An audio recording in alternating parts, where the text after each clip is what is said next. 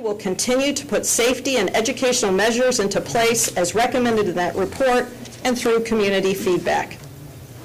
Safety has seemed elusive to members on our campus who have been touched directly by the escalating war in the Middle East. I thank Yael Aronoff and Mahmoud Khalil for gathering the university together in the Teaching and Learning series, Conversations on Anti-Semitism and Islamophobia. MSU is a diverse community that embraces the possibility for change because of our engagement with others. Part of that change is envisioned by the recent Summit on Black Equity by 2030 and the work we do as a consequence of these gatherings. The work of our physical campus and individual psychological safety is ongoing, knowing that a university can never ensure but rather do all we can to best enable individual growth and understanding, and in so doing, enable student, staff, and employee success. Transformational buildings and intentional work on the diverse university as a place of belonging opens opportunities for incoming students, as does the newly announced Spartan Tuition Advantage. MSU was one of the first universities to offer tuition-free scholarships to Michigan residents, and once again, we are redefining college access with this expanded program. The Spartan Tuition Advantage program reduces the financial barriers that can stand between students and their future success through a world-class higher education degree. And the university is grateful to Provost Yaitzko and his office for leadership on this matter. Since the board last met, I had the opportunity to tour MSU and stakeholder facilities around Midland and Bay City. So many students, families, and businesses are being served by our 4-H and MSU Extension folks in these communities. And I'm so impressed by the research happening at places like the Axia Institute on MSU's St. Andrews campus in Midland, which focuses on value change solution, and the Saginaw Valley Research and Extension Center in Frankenmuth, with its focus on dry beans, sugar beets, and wheat. Before I close, I want to congratulate our women's soccer team for earning their second consecutive Big Ten title. Congratulations, too, to our volleyball team, which continues to build excitement for the program and recently set an attendance record. And speaking of athletic feats, I want to thank all the ROTC members from both MSU and the University of Michigan who ran the game ball between Ann Arbor and MSU and Alex's great state race last Friday. Finally, I want to thank two influential members of our university community. First, Dr. Linda Green for her service as Dean of the MSU College of Law.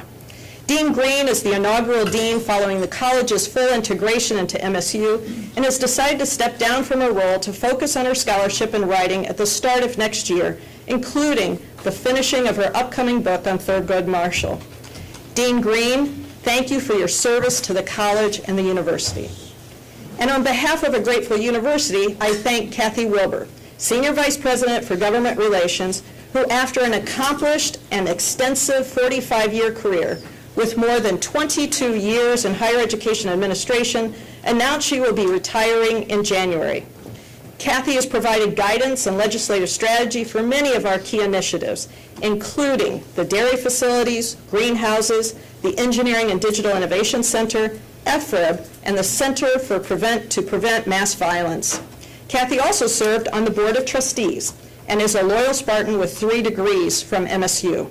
Thank you, Kathy, for your contributions to your beloved alma mater. Let me end by saying thank you again to Steve Shablin for the work that he does and for waving. Thank you for exemplifying the daily work of individual Spartans who continue to do the good work of the university in the face of challenging circumstances. Thank you to our students, faculty leaders, and our incredible staff. The university endures because individually and collectively we come together around that which is necessary to change the world we found and make it better for those who come in our footsteps. I I now call upon Board Secretary Stephen Fletcher to invite public participation on items germane to the agenda. Thank you very much, Interim President Woodruff. We'll now proceed to the public participation on items germane to the agenda portion of the meeting. Each individual who's signed up to speak will have 3 minutes to address the board. Your time will end when the buzzer sounds. We'll now hear from William Rogers, who is the sole item that is germane to the agenda. William, good morning. Good morning. Good morning, ladies and gentlemen. I think I got pushed to a different place on the agenda than what I planned on being, but my name is Bill Rogers. I'm a farmer from about 12 miles south of here. Over the course of 60 years, I've raised over 3,000 head of cattle. Excuse me, I haven't public spoken in a while, and it gets me a little nervous. I've been really close to MSU. I have had 3 family members that graduated from the Ag Division. I'm bringing you a problem. I hope I'm bringing you a solution.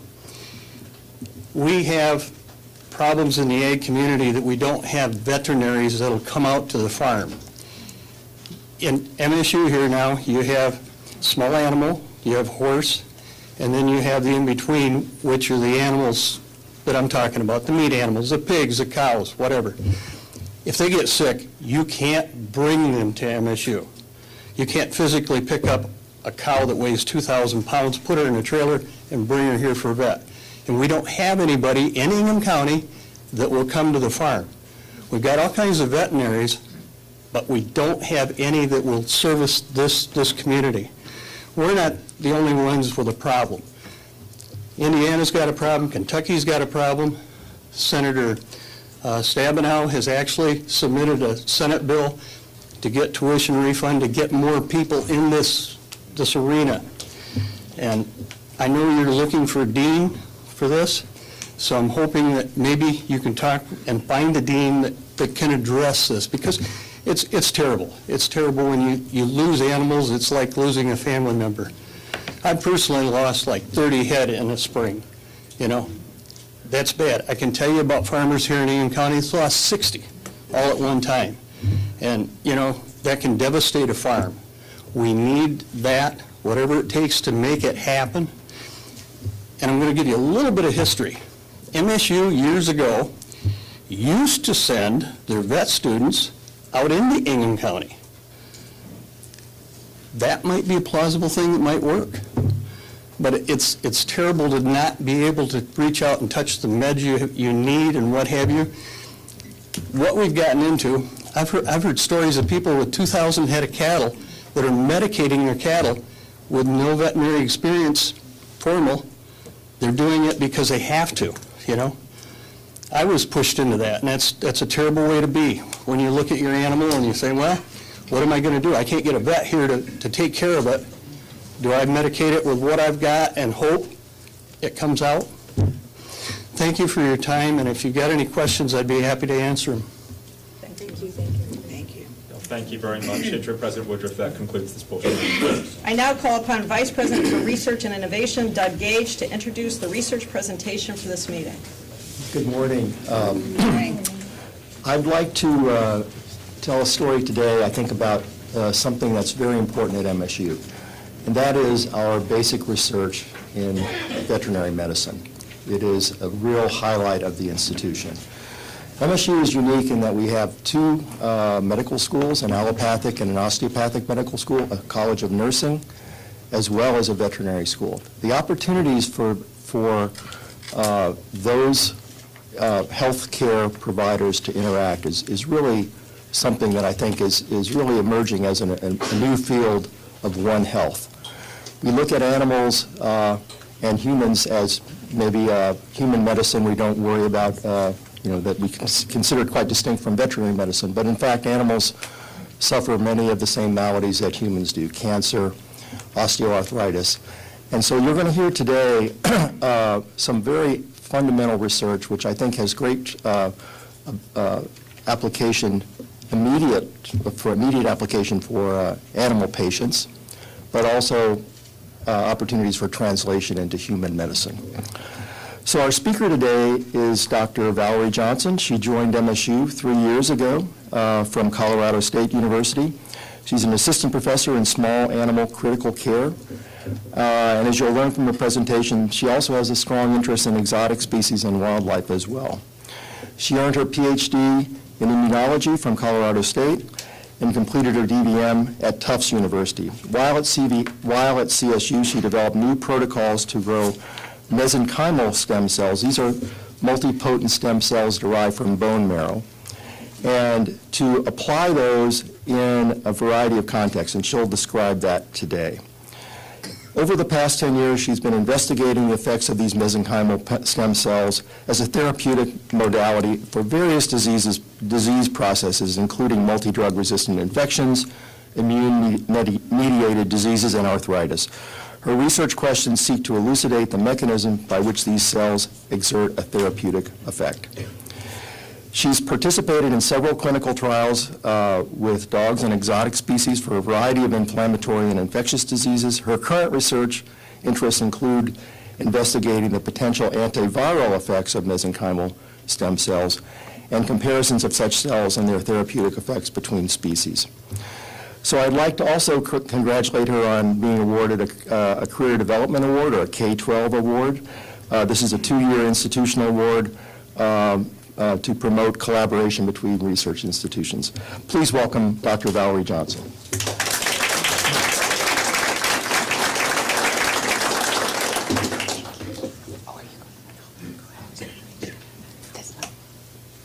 Hi there. My name is Dr. Valerie Johnson, and I really appreciate the opportunity to talk to you all about some of my research, which I'm very excited about. I could talk to you for hours, but luckily they won't let me. So here we go. There we go. If I can figure out how to work the mechanisms. So as was said, my research interests include infection and the immune system, as well as inflammatory diseases. And in particular, I wanted to know, can we better harness the immune system to fight off some of those diseases? This slide just shows you why there's a need for such a thing. So in the early 1900s, we discovered antibiotics. It was a great discovery. However, just as soon as we discovered them, the bacteria discovered a way to circumvent them. And so what you're seeing on the top slides, middle and right, are that the incidence of multi-drug resistance infections have increased dramatically over the past 20 to 30 years. And with that increase in multi-drug resistant infections, we've also seen a decline in the production of new antibiotics. Another reason why these infections can be so hard to eradicate is that oftentimes they'll go into a different state and produce a biofilm. So the middle right panel on the bottom shows an electron micrograph of a biofilm infection. And you can see that these bacteria are producing this sticky glycocalyx. And with that, they can stick onto just about any surface. On the bottom right-hand corner, you see a heart valve that has an infection in it. And you can see the patient is deceased because these infections are impossible to eradicate. So my area of interest was, how can we better help the body to eradicate these infections? Because clearly anything we're giving to them, the bacteria find a way around. The area that I have worked in is mesenchymal stem cell therapy. And what these cells are is they are adult-derived stem cells. So we create them from not only bone marrow, but also fat and blood. And these cells can turn into a couple different cell types under the right conditions, bone marrow, cartilage, and fat. But they can't turn into every cell of the body like an embryonic stem cell would. And initially, we thought that by giving these cells, we'd put them in a joint and they'd turn into cartilage, but we found that that wasn't true. We found that actually they had effects on the cells of the immune system in the body, and that when we put them into an animal, they actually did various things to the immune system depending on the situation they found themselves in. So we asked the question, would they be effective in a biofilm infection, as they'd been demonstrated to show some antibacterial activity. So this mouse model that we used, we take a piece of surgical mesh and we put some bacteria on it and put it right under the skin of the mouse. They develop a little abscess. And these abscesses don't respond to any therapy at all. You can give them antibiotics all day long. So we hypothesized that if we took these cells and we put them in with some substances that made them think they were in an infected environment, that they then might be pre-activated and better able to fight these infections. So in the middle right panel on the slide, you can see 2 mice. The bacteria is bioluminescent. You can see it in blue.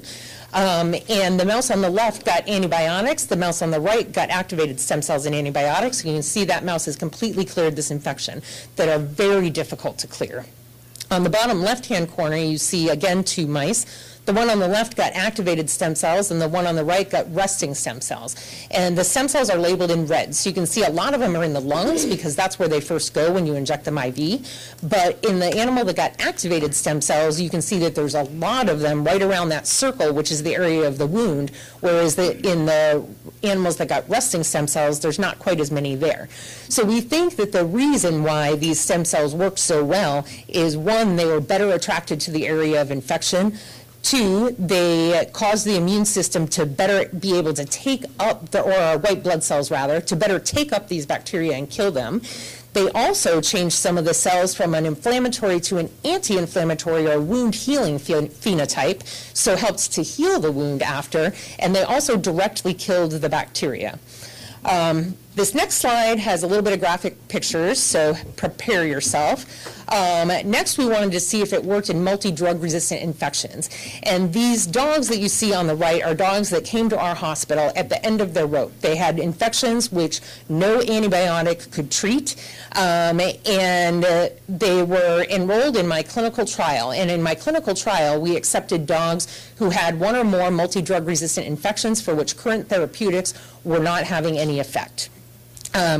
The dog at the top actually had a bone plate which couldn't be removed. It kept getting infected and breaking open.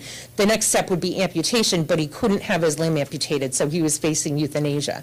We were able to clear up that wound with intravenous activated stem cells, and you can see in the bottom 2 panels that it was effective as well. And indeed, overall, we cleared up completely 75% of the really bad things that were presented to us, and all animals showed clinical improvement.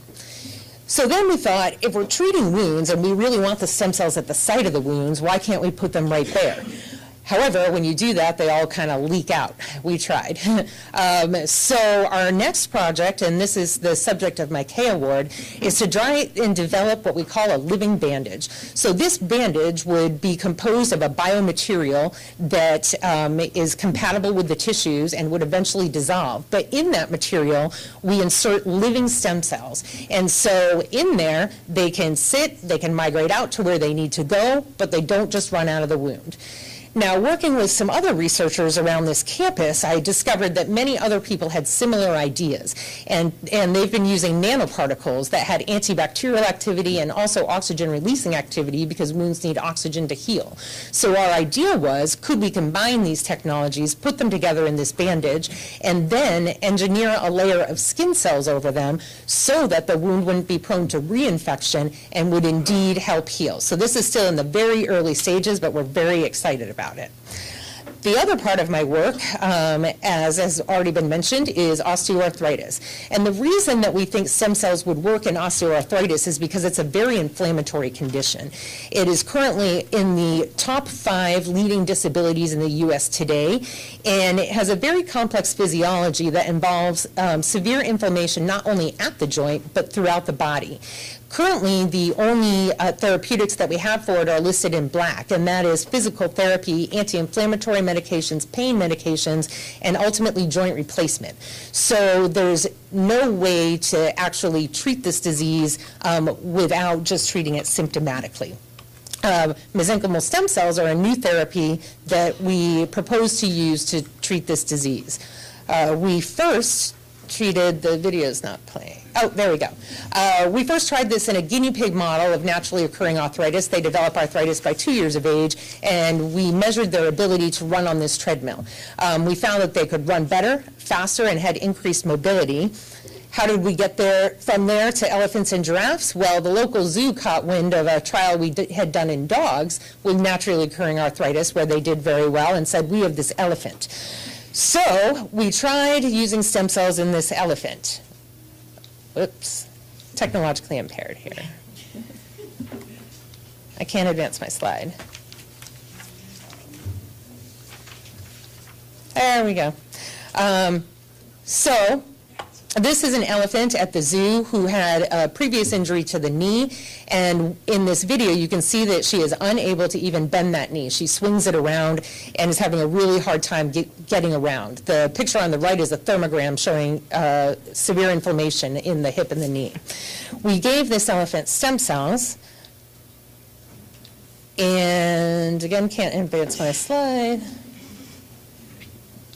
I swear I know how to do this.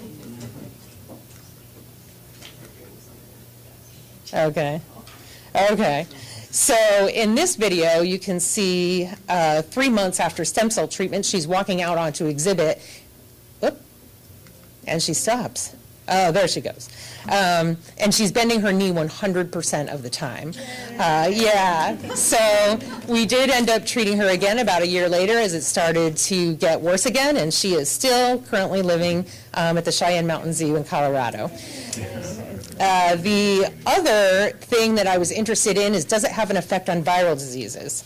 And so there's a viral disease in elephants which is highly fatal and is a big problem in zoos and in the wild, for which these animals get intensive treatment and still 50% of them die. So we looked at this viral model in cell culture and found that stem cells did indeed decrease lysis of cells in the lab. We then moved on to a clinical trial in elephants. This is an elephant who was very sick. We didn't think she was going to make it. She received 2 stem cell treatments and the standard of care, which is intensive treatment. And she also is alive and healthy today, living at Oklahoma City Zoo.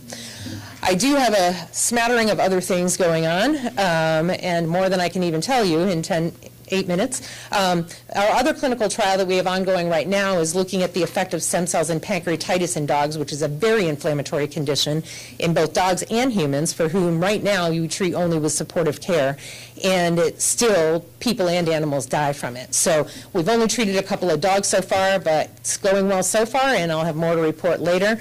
We also are working with a company who has developed a diagnostic test for both infection and ability of the wound to heal, and it's being used in humans, and they wanted to know, could we use it in dogs? It's a bedside test, literally looks like a COVID test, and can give you information on how to treat the wound. So that's ongoing as well.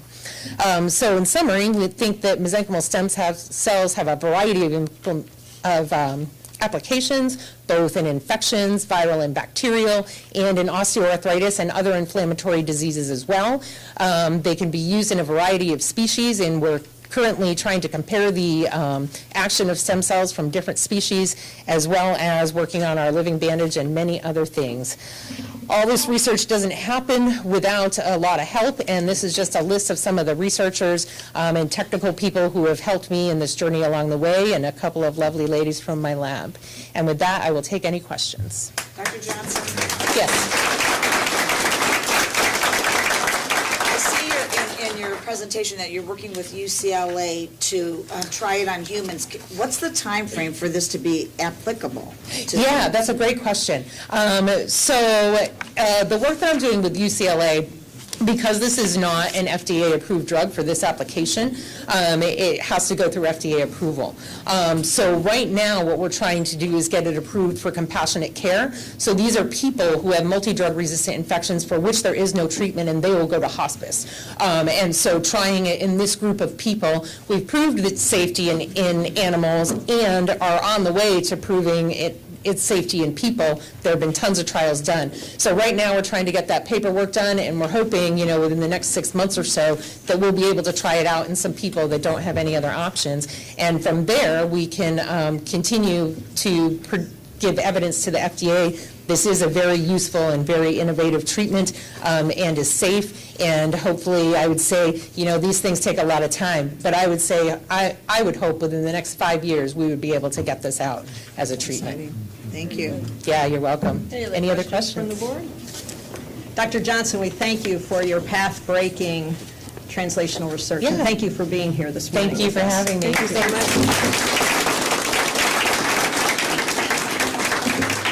I now call upon Interim Provost Yeitzko to present the personnel actions. Thank you very much, Interim President Woodruff. Trustees, I present for approval the items on the October 2023 list of personnel actions. I present for approval the following tenured faculty appointments. Artem Rugovsky, Ph.D., Associate Professor, Department of Pathobiology, Diagnostic Investigation in the College of Veterinary Medicine, with tenure, effective December 15th, 2023. The action includes the recommendation of Harlan Barnett, interim head football coach, Department of Intercollegiate Athletics, subject to contract with effective dates of September 12th, 2023 through March 31st, 2024. Also included in your materials are information reports for academic personnel actions. Interim President Woodruff. Is there a motion to approve the personnel actions? So moved. Is there a second? Second. Any discussion? All those in favor? Aye. Opposed? Abstentions? The personnel actions are approved. Thank you. Thank you. We now move to the Board of Trustees committee reports and other items regarding board approval. Trustee Rema Vassar will now present the Committee on Budget and Finance report. Good morning. As chairperson of the Trustee Committee on Budget and Finance, I move that the Board of Trustees hereby adopts the 2025 Capital Outlay Project Request and 5-year Capital Outlay Plan included as Attachment A heretofore. We have a motion. Do we have support? Support. Barb Krantz is here for discussion. Good morning. The state of Michigan process requires that public universities and community colleges annually submit their 5-year capital plan. We also have an opportunity to present or to request funding from the state for one capital project that is part of that plan. As was mentioned earlier by President Woodruff, the Engineering Digital Innovation Center is being recommended for submitting to the state of Michigan. The engineering project, that's the EDIC, is a new center that will support the emergence of a strong and transformative ecosystem focused on the convergence of digital and physical technologies. It will bring together a range of teaching, learning, and research activities across multiple colleges and disciplines to create an energized, innovative, and entrepreneurial community focused on the digital futures.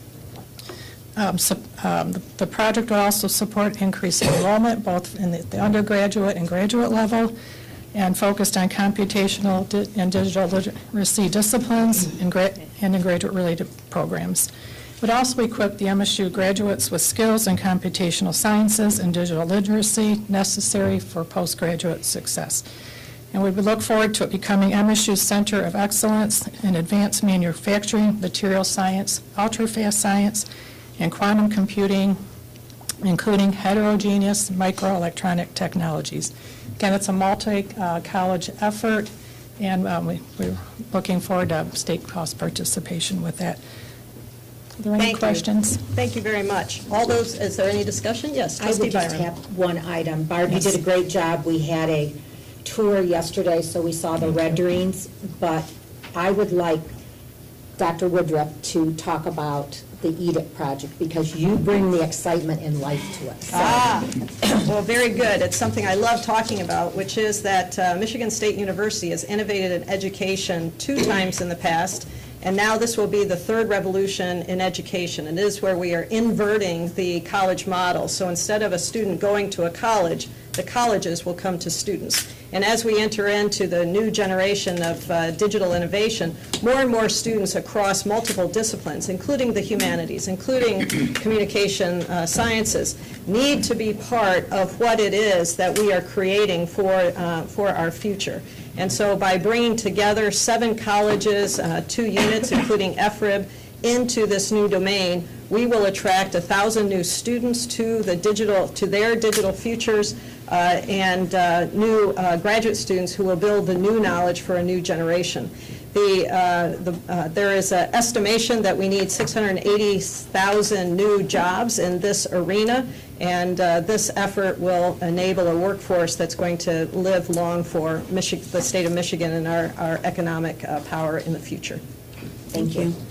That was even better yesterday when the rain. Well, that's fine, but you give life to it. I can go even further. So, all those in favor? Opposed? Abstentions? The motion carries. Thank you. As chairperson of the trustee committee on budget and finance, I move that the Board of Trustees hereby authorizes the administration to proceed with the project titled Dairy Facility Research and Teaching and Learning. We have a motion. Do we have support? Support. I believe George Smith is here to talk. Now, George talks really well. I also can, wax very poetic about this, but George does really well on this. I know you can, Interim President Woodruff. Chairperson Vassar, Interim President Woodruff, members of the board, on behalf of the administration of the College of Agriculture and Natural Resources, College of Veterinary Medicine, and the entire Michigan agricultural community, it is my extreme pleasure to be here to speak on behalf of the resolution to start construction of the new dairy teaching and learning facility. Dairy is the #1 contributor to the agriculture economy in the state of Michigan. However, that future is in jeopardy. Our dairy industry is suffering a whole host of challenges related to a workforce, including large animal veterinarians, as we heard about previously, including challenges related to ensuring a secure future in terms of environmental sustainability, and in terms of securing a bright future in terms of economic viability. This vision for this new facility, which will be made possible through the creative talents and ingenuity of our faculty here at Michigan State University, will create a new path forward for our dairy industry. New facilities to train that next generation workforce, new facilities with a controlled environment and state-of-the-art technology to introduce students that wouldn't otherwise be interested in large animal veterinary medicine to careers in large animal veterinary medicine, to help our producers continue to lead the country in milk production per cow, but more importantly, to contribute to the goals of the state of Michigan in terms of the Healthy Climate Plan and transition to renewable energy. A big focus on this project, and really what helped us sell it with your support and our stakeholders' support to our legislature, was the focus on environmental sustainability. We have a vision for working to scale technology for anaerobic digestion, basically to convert manure into renewable natural gas that can be sold at a premium for dairy farms of all sizes. A vision to separate the nutrients out of the manure, the nitrogen and phosphorus, providing another source of revenue for our dairy producers and reducing the environmental impact of manure being spread on fields. A vision for harvesting clean water from dairy facilities and reusing that water in an efficient fashion to irrigate crops. And finally, and very significantly, a vision for really assessing the environmental impact and carbon footprint of dairy farms, to learn what that carbon footprint is and look at strategies to reduce the carbon footprint and maybe create a model for the future. We have dairy farms that are carbon neutral or even carbon positive. Think about the benefits of that to society. Think about the benefits to our producers. So as you can tell, I'm really excited about this project and appreciate the opportunity to speak in support of it today. Thank you. That was intellectually rousing. Thank you, George. Any other discussion? Well, it is my privilege to call for this vote. All those in favor? Aye. Opposed? Abstentions? The motion carries. Good job. Okay, good job. As chairperson of the trustee committee on budget and finance, I move that the Board of Trustees hereby authorizes the administration to proceed with the project titled Dairy Facility Research and Teaching and Learning. That's the one. I'm sorry, the next one. As chairperson of the trustee committee on no, it's not the last one. As chairperson of the trustee committee on academic affairs, I move that the Board of Trustees hereby approves the establishment of the Department of Dermatology, the Department of Radiation Oncology, the Department of Pathology, and the... She missed two. That's all right. We'll do this and then we'll go back. That's all right. That's all right. You can Wait. Did I miss this one? Okay, I'm sorry. This one. As chair, I'm glad, because that one, I could not pronounce that next word that was coming. So, good job, Dennis. No, that's not going to be for me. Good luck, Dennis. As chairperson of the trustee committee on budget and finance, I move that the Board of Trustees hereby authorizes the administration to proceed with the project titled Greenhouses Renovation and Addition, Research Expansion and Learning. We have a motion. Is there support? Support. George, come back. with another intellectually rousing rendition of why we're going to do the greenhouse. Well, thank you for the opportunity again. This is a request absolutely critical to our entire Michigan agricultural community and really critical to the future of Michigan State University and our excellence in plant sciences. Our greenhouse facilities are directly or indirectly linked to all of the 300-plus commodities in the state of Michigan. They are the foundation of our plant science research programs. That's where research starts before it ever goes out into the field and ultimately leads to application on farm. Our current greenhouses need a lot of help. 2/3 built between 1955 and 1978. You saw that story yesterday, and I know some of you have been on tours previously. Couldn't be more excited that we're in a position to upgrade those facilities, both through renovation and new construction, again, made possible by an investment from the state of Michigan with your support that had the support of the entire agricultural community, recognizing that their future and food security in general for this country and beyond is dependent on research conducted in those greenhouses. And so you look at the impact in the future, whether we're talking about plant breeding for crops that have more nutritive value or resistant to climate change, whether you're talking about research on control of weeds and resistance of weeds to chemicals, whether you're looking at research on biological control for pests and pathogens, it all starts in the greenhouses. And my hope, and I know you share that hope, is we will continue to excel and lead the nation in plant science research. And we can't do that without this investment in greenhouse facilities and the head house and necessary support structure to support all the great research that takes place in those greenhouses. Any further discussion? All those in favor? Aye. Opposed? Abstentions? The motion carries. Congratulations. Okay, so I did not read my script beforehand. A couple of things happened this week, so I was a little distracted. So the edit, the script, I should have edited ahead of time, so I apologize. I'm going to try it one more time. As chairperson of the Trustee Committee on Budget and Finance, I move that the Board of Trustees hereby authorizes the administration to proceed with the project titled Biomedical Animal Resources. Thank you for the edit, and I think that's it. Very good. We have a motion. Is there support? Support. Doug Gage, would you please speak to this matter? So this is a project that's been underway for more than 2 years. And it was led initially by a fantastic recruit in the Global Impact Initiative, Dr. Anna Moore, who we recruited from Mass General Hospital and Harvard University. She was successful in applying for a very competitive facility grant from NIH called the CO6 grant. And it's really this is really aligned with our strategic plan. We have to be, in order to really provide our researchers with the ability to compete, they have to have access to state-of-the-art equipment.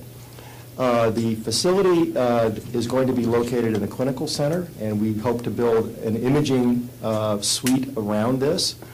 Dr. Moore and Dr. Beauchamp were successful in convincing the Siemens Corporation to donate a $5 million PET MR instrument. It'll be a really great opportunity for our faculty, graduate students, and postdocs to really develop some new innovations. Importantly, our Henry Ford colleagues are also quite interested in this. So I think that's another way we're going to bring together some great new research. Very good. Thank you, Doug. Any further discussion? All those in favor? Aye. Opposed? Abstentions? The motion carries. That concludes my report. Thank you. I now call upon Trustee Dennis Steno to present the Committee on Academic Affairs report. Thank you. As chair of the Trustee Committee on Academic Affairs, I move that the board hereby approves the establishment of the Department of Dermatology, the Department of Radiation Oncology, the Department of Pathology, the Department of how do you pronounce it? Otolaryngology. What he said, which I would call head and neck surgery, the Department of Urology, and the Department of Neurosurgery at the MSU College of Human Medicine. Thank you. Is there support for this motion? Support. I would now like to note that EVP Dr. Norm Beauchamp is available to discuss. Thank you. Thank you so much. The color of your skin and the county in which you're born in Michigan determine how long you live. People struggling with disease and lives lost every day. To do better, there's a structure. It's called the Academic Medical Department. It's a place where clinicians can seek to identify what can't they do for people, where researchers can do the same, where they can come together, they can find solutions, and they can meet those unmet needs. Some examples: brain cancer, throat cancer, breast cancer, skin cancer, women's health. Michigan State was unique in the Big Ten that we didn't have the departments that came together to do that work. A huge disadvantage. 6 departments. Because of the relationship with Henry Ford and the work that we've done, we've now added close to 300 faculty that together are focusing on this work, and they came to Michigan State at no cost to Michigan State, but because they saw the importance of our mission and the desire to partner. So this is a quantum step forward, and a really important piece of this is then is a place for our doctors and nurses and researchers to train to create the better tomorrow. There's a lot of people to think about for this. I'd like to acknowledge Aaron Sousa, the Dean of the College of Human Medicine, who carried so much weight. I called on my colleague, the Provost, to rally in a huge way in a very short amount of time, so thank you for that. Sandy Pierce, who is our trustee, who sat on the board of Henry Ford for a long time and helped shape it into a place that's remarkable. Our president has been very helpful supporting these efforts, and the chair of the STAIR-CO partnership, the representative from Michigan State, has been Chair Vassar, who's played a pivotal role. So it's a nice example of a university working together to do good. It happens. Very good, thank you. Any further discussion? All those in favor? Aye. Opposed? Abstentions? The motion carries. Thank you. This concludes my report. Thank you. Trustee Dan Kelly will now present the Committee on Audit, Risk, and Compliance report. Thank you, and good morning. The Audit, Risk, and Compliance Committee met and reviewed the MSU staff, met with MSU staff and university external auditors, Plant Moran, the 2022-23 audit financial statements. The university received a clean opinion from the auditors, which indicates that MSU followed accounting rules appropriately and that the financial reports are an accurate representation of MSU's financial position as of June 30th, 2023. No significant changes were made to Plant Moran's audit approach, which were reviewed by the committee prior to audit work commencing.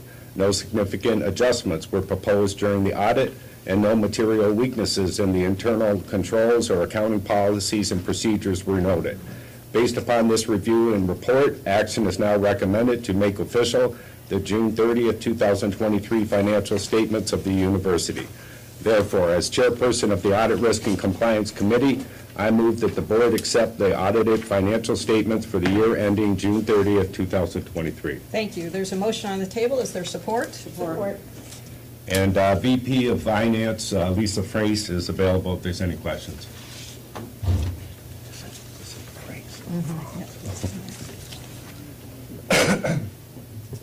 Good morning, trustees.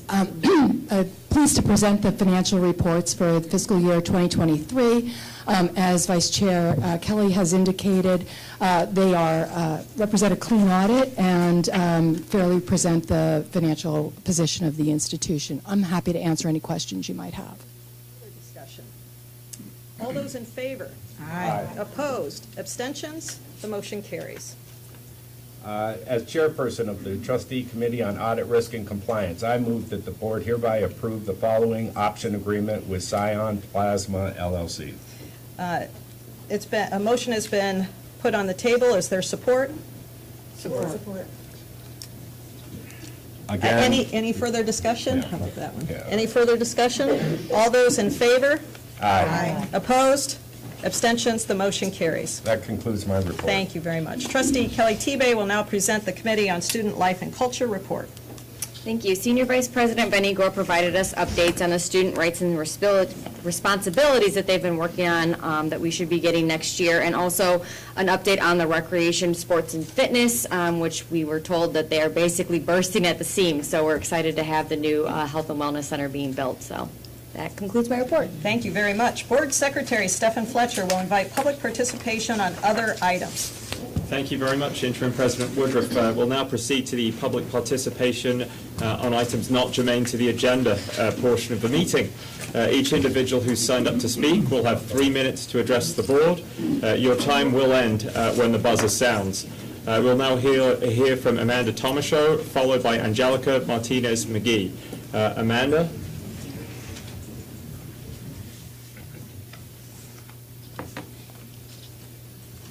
Good morning. Hi, I'm an MSU alumni, and for most of my life, before I even became a student on this campus, loving MSU was a part of my personality. My parents raised me on the banks of the Red Cedar, and I felt safe in my community until an MSU employee hurt me almost a decade ago, and I reported it, but I was dismissed, and he was able to hurt others. Now, I can't put on my favorite MSU gear or cheer "Go Green, Go White," or even see a Spartan symbol without feeling sad and sick to my stomach. I want to wear my Kelly Green hoodie again, and even more than that, I want to know that the people on this campus are safe.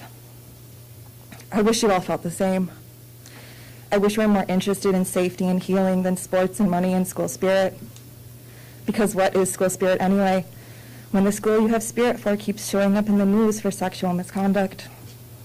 Consistently sending the message, if you want to cross boundaries, this is the place for you. There have been so many opportunities to reflect and transform, but instead you have continued to employ, recruit, and uplift people that cause harm.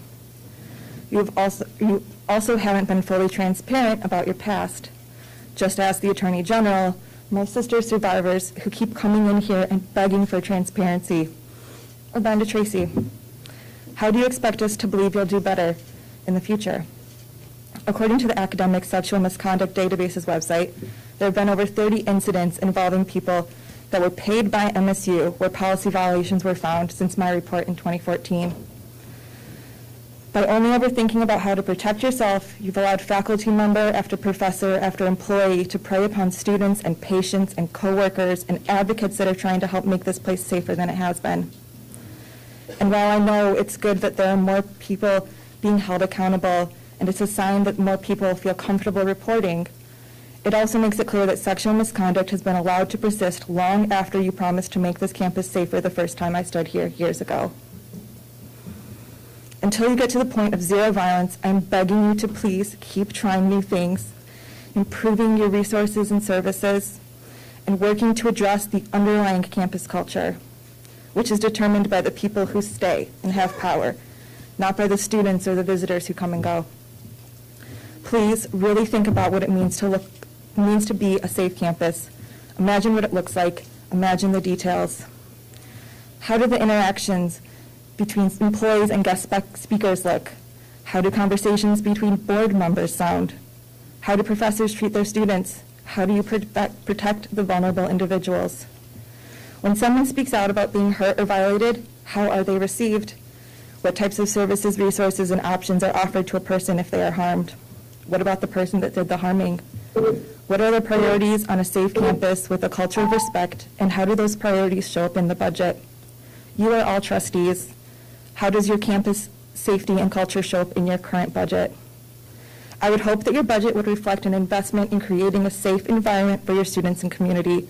However, I worry it would only make it clear that athletics and prestige and bringing in more money are much more important than the safety and dignity of the people on your campus. Please, it's time to change your priorities and actually make this a safer school. I want to be proud to be a Spartan again, and the people that visit this campus, be it once or every day, deserve to feel safe and protected. Thank you.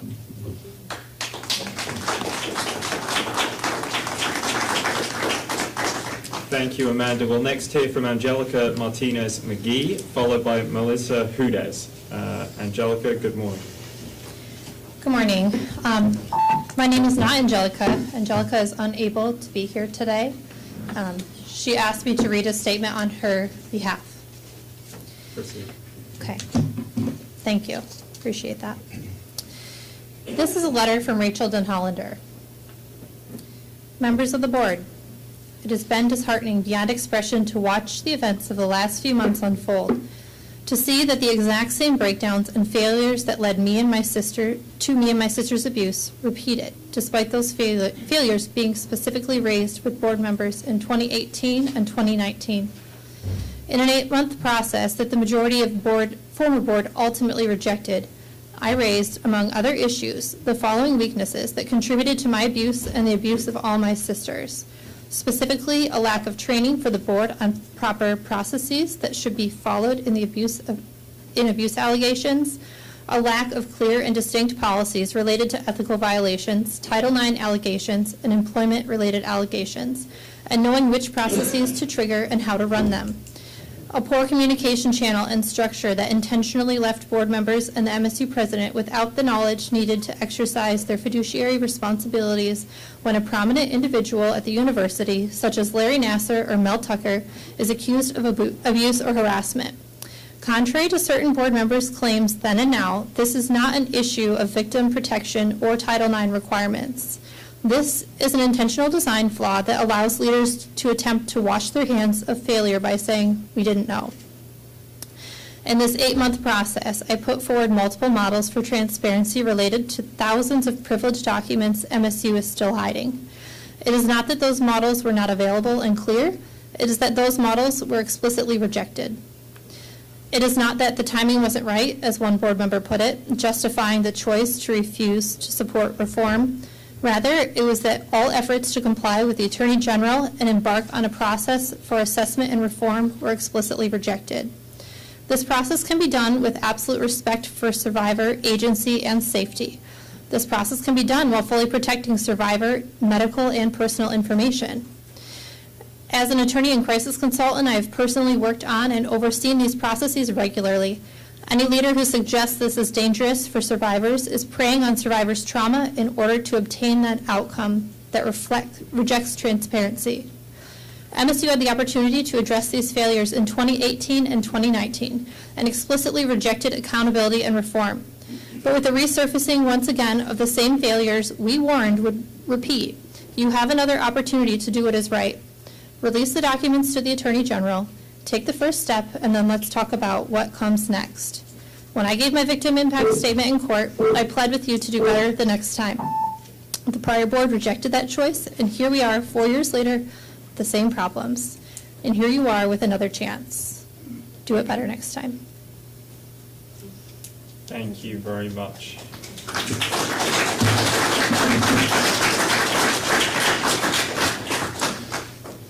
Also, we'll hear from Melissa Hudas and then Danielle Noor after that.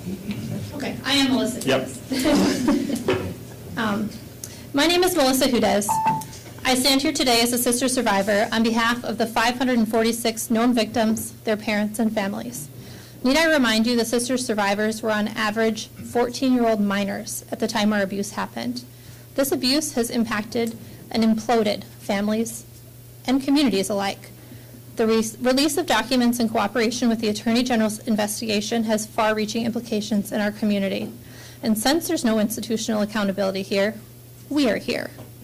This time showing up for our 14-year-old selves, our families, our children, and our community. We have once again sacrificed our mental health to be here because this board continues to perpetuate the cycle of trauma and abuse. At September's meeting, Sandy Pierce summarized the problem, saying, "We're trying to make the best decisions for the current and future university." I have no doubt about that. The problem is you're talking about the institution, not the students. They are the institution.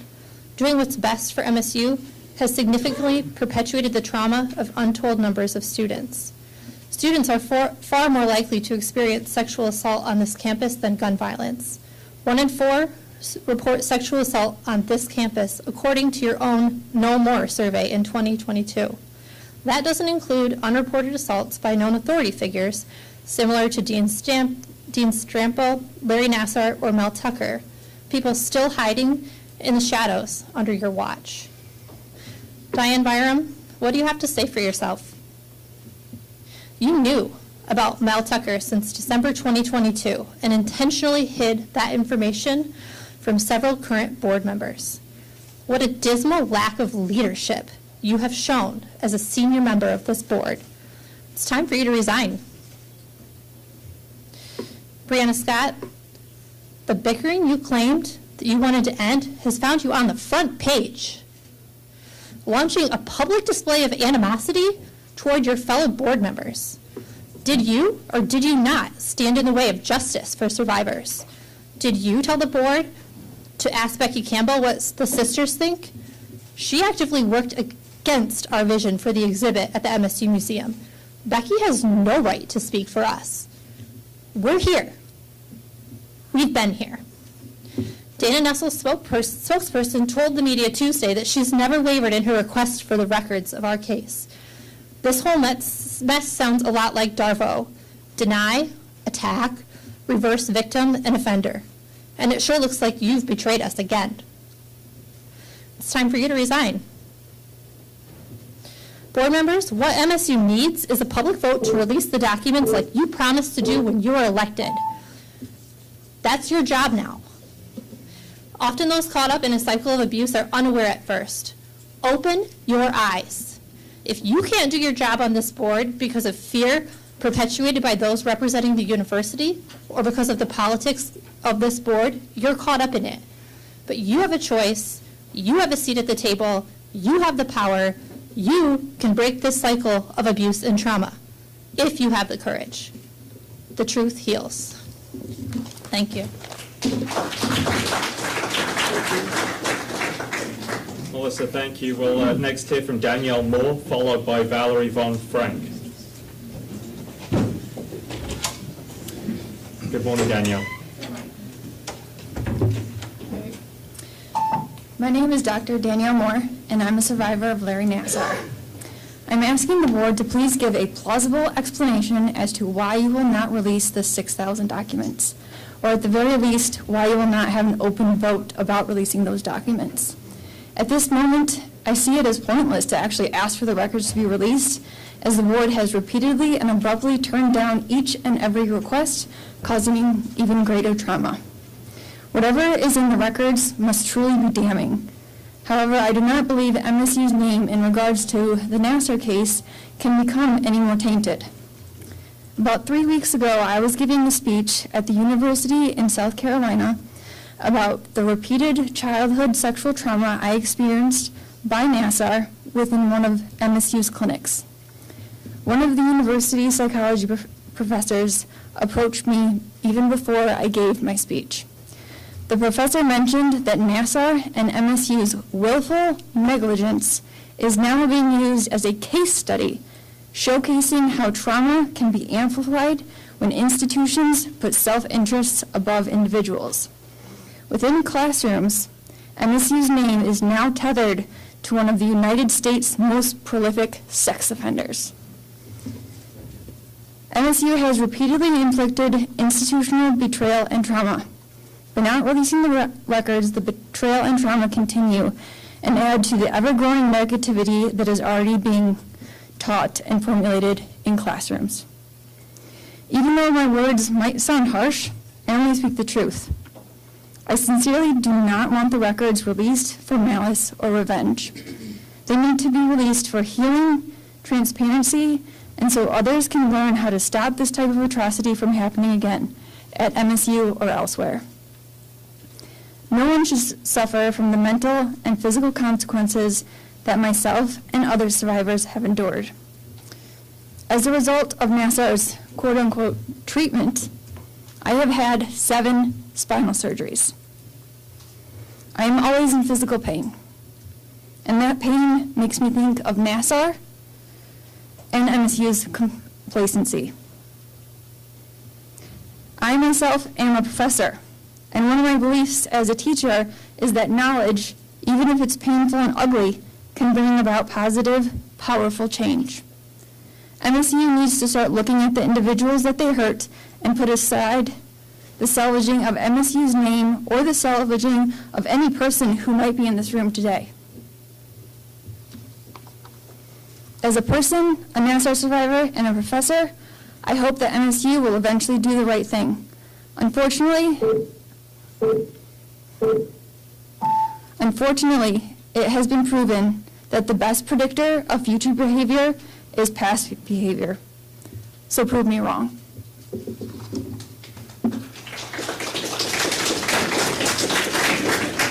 Thank you, Danielle. We'll next hear from Valerie Von Frank, followed by Jennifer Hayes. Valerie?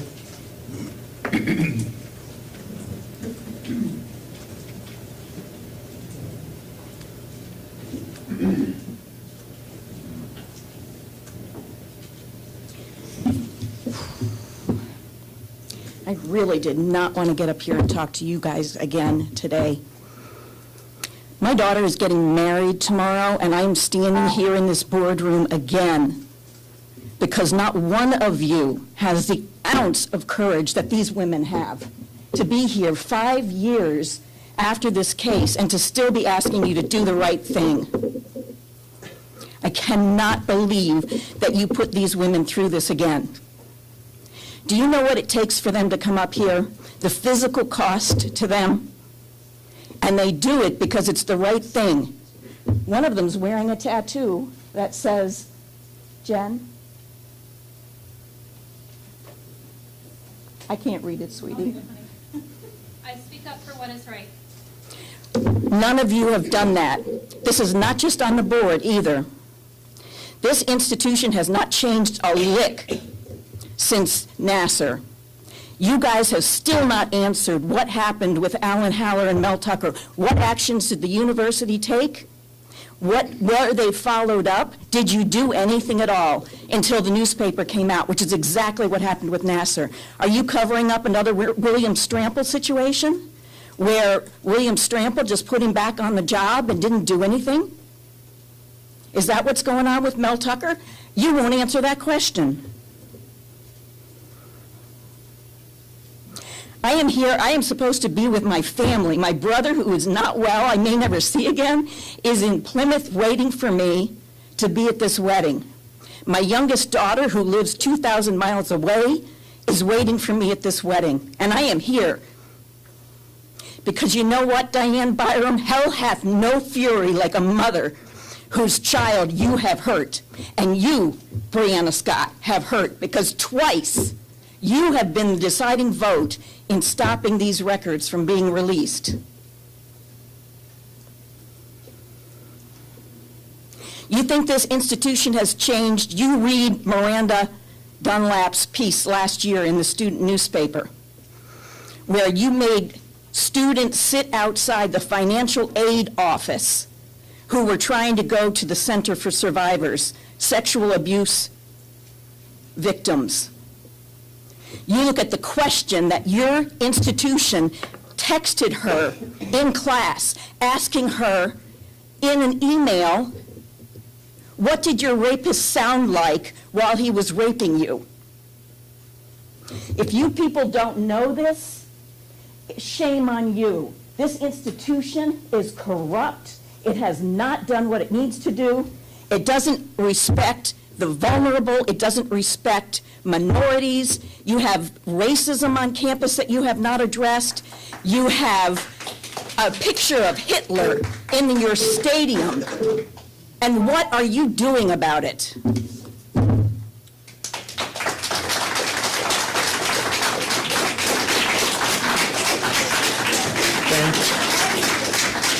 Thank you, Valerie. We'll next hear from Hayes, followed by Stephen Patterson. Jennifer? Jennifer Hayes.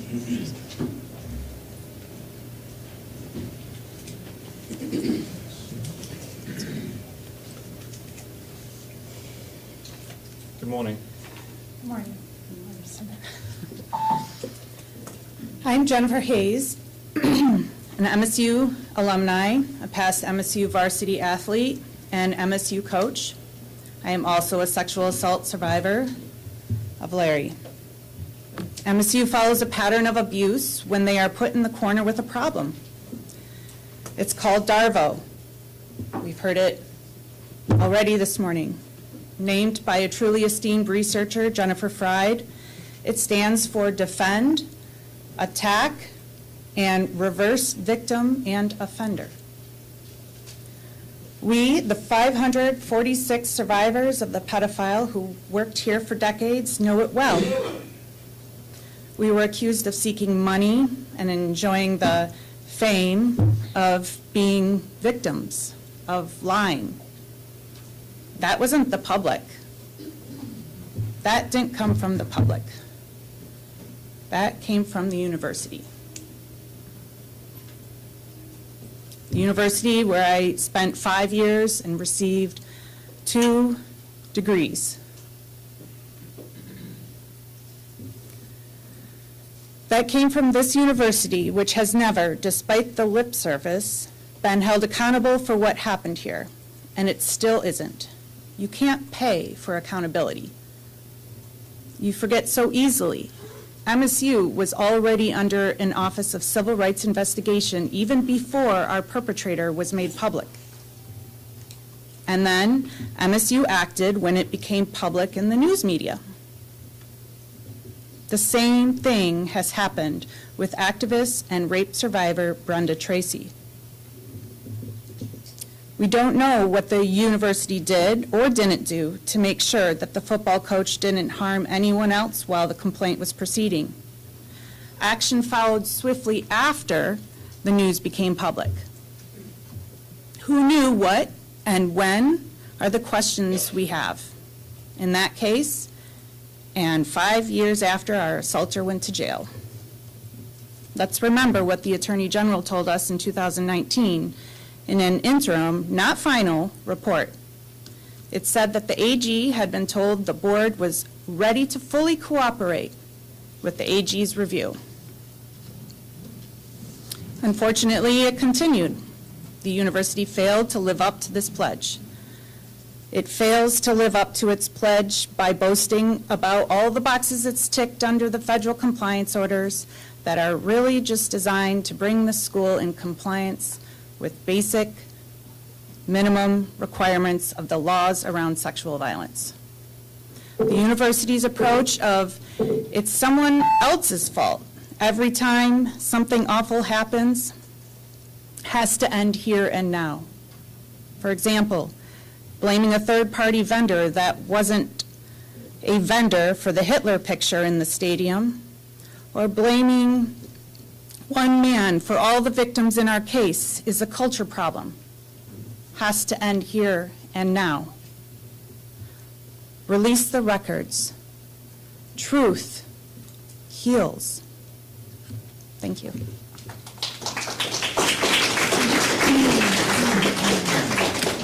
We will next hear from Stephen Patterson, followed by Dr. Christy Poitras. Good morning, Stephen. Good morning, everybody. I'm Steve Patterson, Richland Township, Kalamazoo County, and I'm here today as your friend. And I'm here today to help you get on the right path. You only have to do one thing. Listen to me on this, it's really important. Reopen Kellogg Forest.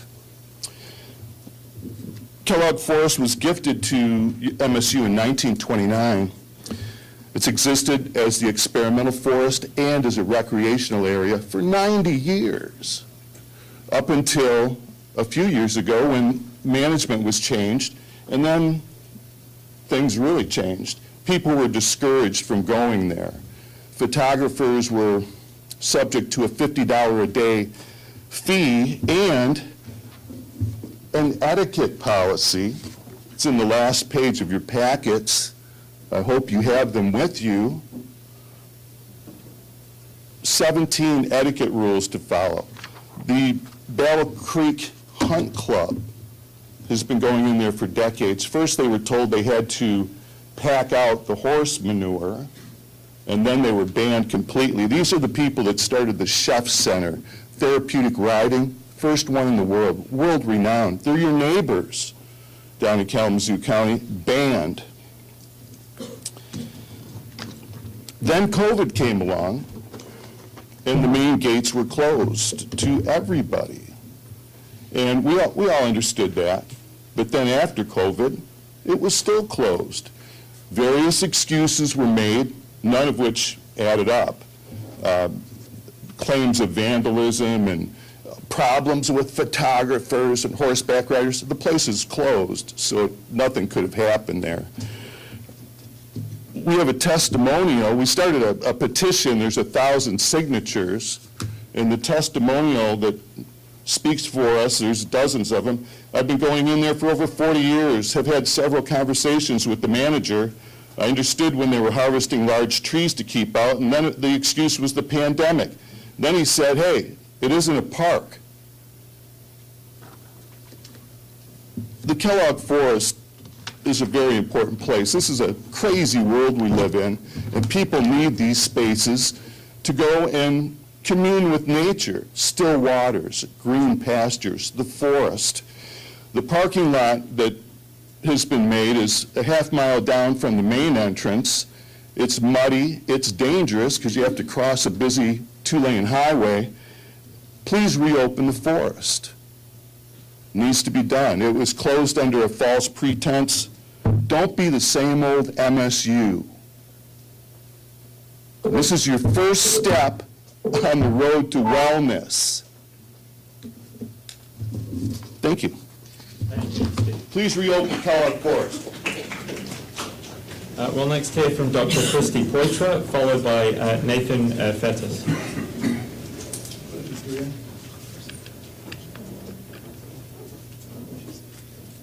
Dr. Poitras? Okay, we will next, Dr. Poitras appears. The next speaker is Nathan Fettis, followed by Brianna Markov. Nathan?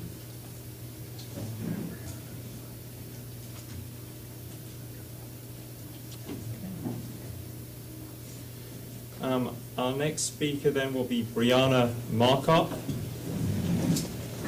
followed by Candace Montgomery. Brianna? Hello. My name is Brianna Markov, and I'm a fourth-year doctoral student in curriculum instruction and teacher education at MSU. I come to you today as a representative of the Graduate Employees Union. I'm holding a petition, which you all also have, with 1,293 signatures requesting that the recreation and wellness fee be made optional for all graduate students. We are delivering it today in the hope that you will decide in our favor prior to charging us this fee next semester. I offer 3 reasons the graduate students should not be required to pay this fee. First, we can't afford it. Second, we will be unable to use the new facility that the fee is financing. Third, it is not the graduate student's responsibility to finance the university's debt. The recreation and wellness fee is $340 per year. Graduate students cannot afford this fee. The living wage in East Lansing, that is what a single adult would need to make it in order to meet the cost of food, housing, transportation, and other basic necessities in this area, is $32,798 a year, according to the MIT Living Wage Calculator. Most graduate students make well below the cost of living here. For example, a graduate assistant paid at the university minimum at level 2, working fall and spring semester, will make $21,521 a year.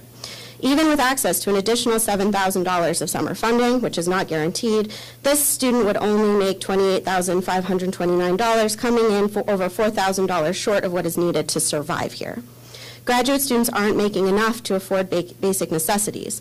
We should not be subjected to additional fees taken out of our already limited pay.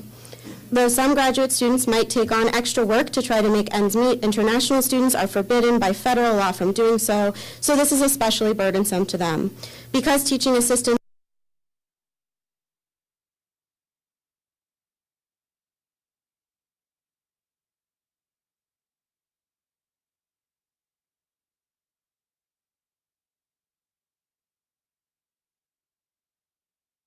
use the new pool that the increased fee is paying for.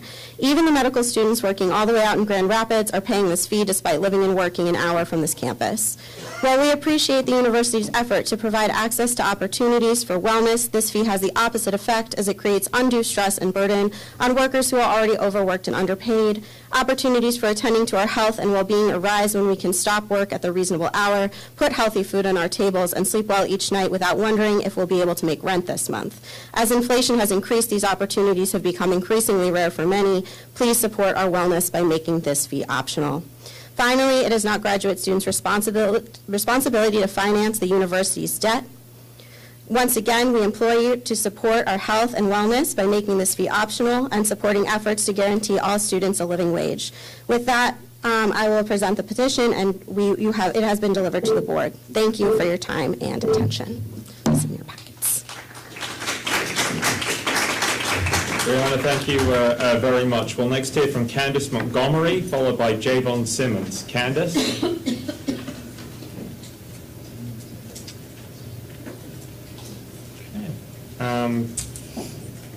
We will next hear from Javon Simmons, followed by Maisha Stewart via Zoom. So, Javon, are you with us?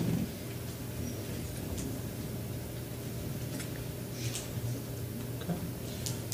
Let us then perhaps turn to Maisha Stewart via Zoom, and then Enid Warren Moore.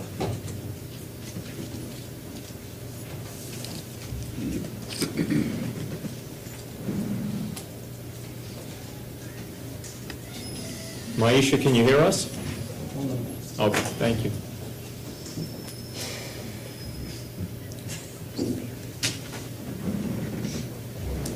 Hello, can you hear me? Good morning, Maisha. How are you?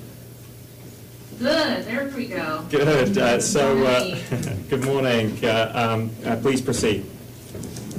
Sure, thank you for your time today. I would like to speak in favor of Chair Vassar. I've known her for almost 30 years. We joined our illustrious sorority together, and I've seen the whole of her. And when I say that, I've seen her, I know her as a mother, a wife, a soror, a leader, an educator, and a professional. She called me when I lost my mother this year, because unfortunately she knows that pain. I know her personality, and clearly anyone that entertains any type of sideshow or drama does not know her. Instead, Senate. Yes. Is she brilliant, passionate about education, and a force? Yes. Is she direct? Yes. That does not make her a bully. It means she has the backbone to handle whatever comes at her. It means you are uncomfortable in her light. It's her resiliency, her commanding presence that, quote unquote, threatens you, not her. And what a coincidence that a change was made recently to a chair being able to run for a second term based on seniority. Regarding the accusations against her, I was thrown off immediately by the hypocrisy. Chair Scott went to the news after acknowledging that that was against policy. If Chair Vassar is this horrible leader, why go to the news? Were we trying to bully her to resign? It won't work. Seems like it would have been easy to handle this internally if things were that bad. I'm not sure what was meant by it was you tried to handle it behind closed doors. Was there any actual proof, or are we supposed to just go by one person's letter? Rema is a fighter. She is fierce when it comes to doing everything she can to improve the educational system. She will not back down, nor should she. Chair Vassar, we love you through and through. And I have on a shirt that says, walk like the ancestors sent you, because they did. We love you. And everyone have a great day. Thank you.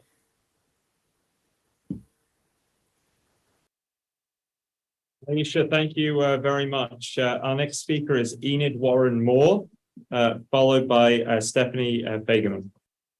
Enid, are you here?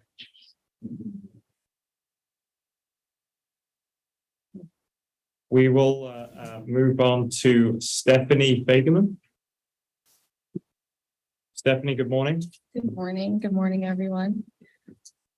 Board members, when you were running for office, you were running on a platform that you would do what is good and what is right for the university, for students, and for the state of Michigan.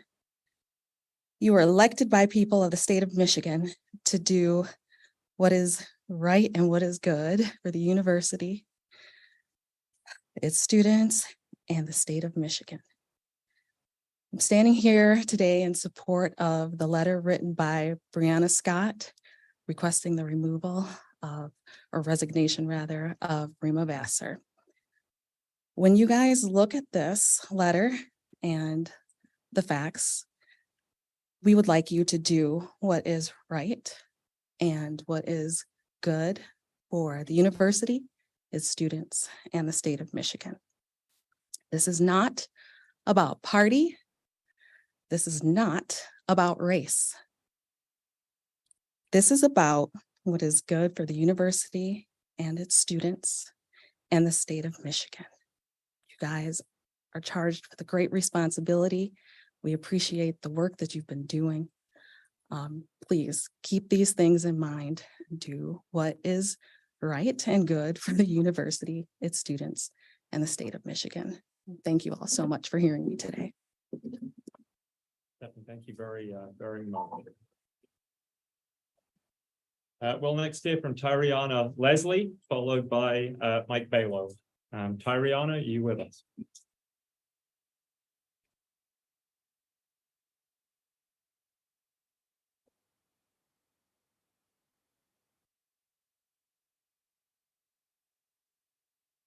Morning. Good morning. Injustice anywhere is a threat to justice everywhere. Good morning, I'm Jordan Roebuck, parliamentarian for the Black Students Alliance. When I received news of Trustee Brianna, I am. Yes, I'm a member of the Black Students Alliance. She's unable to speak today. When I received news of Trustee Scott's 7-page paper calling for Dr. Rema's removal from the board, I was confused and terribly disappointed at the fact that this letter would be released during this specific time for Michigan State, especially to the news. A core obligation of this board is to ensure protection and safety for their students. How is this call to remove Dr. Rema reflective of the promise from the board to ensure safety for students? The only way to know if students feel safe on this campus is by asking them. And it is of the board to serve the students on this campus. With that said, if you ask any Black students sitting here, it is nothing but the direct opposite of the promise of this university in protecting us to remove the only Black woman to ever serve as chair of the MSU Board of Trustees, one that is an empowered Black woman and one that has an existing relationship with the Black Students Alliance. Calling her a bully and condescending is terribly antithetical to who she is at her core. My first encounter with Dr. Rema was when she made a presentation to us in the summer, the Black Students Alliance. Her presentation was about love. Ever since that, she has been nothing but kind, sweet, and someone who encourages me daily to be proud of my Blackness. Nobody else on this board of the trustees has individually reached out to me and told me to be proud of my Blackness besides Chairperson Vassar. Her and her husband have been nothing but supportive of me. Dr. Rema has advocated for the Detroit Promise and many more initiatives to support and bring Black students onto this campus. I cannot say the same for other trustee members. Claiming that she is at the core of why MSU's accreditation has been jeopardized is a ridiculous statement to make. Every single trustee member here has work to do. Putting a Black woman at the front of this is nothing more than labeling her as a scapegoat. When thinking about why in heaven's name the board would embarrass themselves yet another time this week, I can only think of one thing. This serves as a protection for the interim President Woodruff as the presidential search is supposed to be coming to an end. Woodruff, whose appointment as a provost was deemed a disappointment by the president of MSU's Black Faculty Staff and Administration Association. Woodruff, one who was criticized by Northwestern students of color for ignoring their concerns. Woodruff, who is yet to make a statement directly renouncing racial violence, which we asked her all summer to do. We are yet to speak with her in BSA in an individual meeting. How does keeping her as president reflect the values of racial equity in 2030? This is nothing but a diversion. By removing a fierce advocate for Black equity, you guys are doing the opposite of protecting Black students on this campus. How about you guys address the racial violence that's going on this campus, putting Hitler on the Jumbotron, addressing our walkout for which we had a town hall yesterday. Only 2 trustee members showed up. Rema was one of them. Let's address the sexual assault allegations that you continue to traumatize these women through year in and year out. I call for the board to prioritize these pending incidents rather than attack and attempt to put Rema as the scapegoat of this board's accreditation being jeopardized. Stop settling for mediocrity. I stand with Dr. Rema and I demand better from the board. Thank you.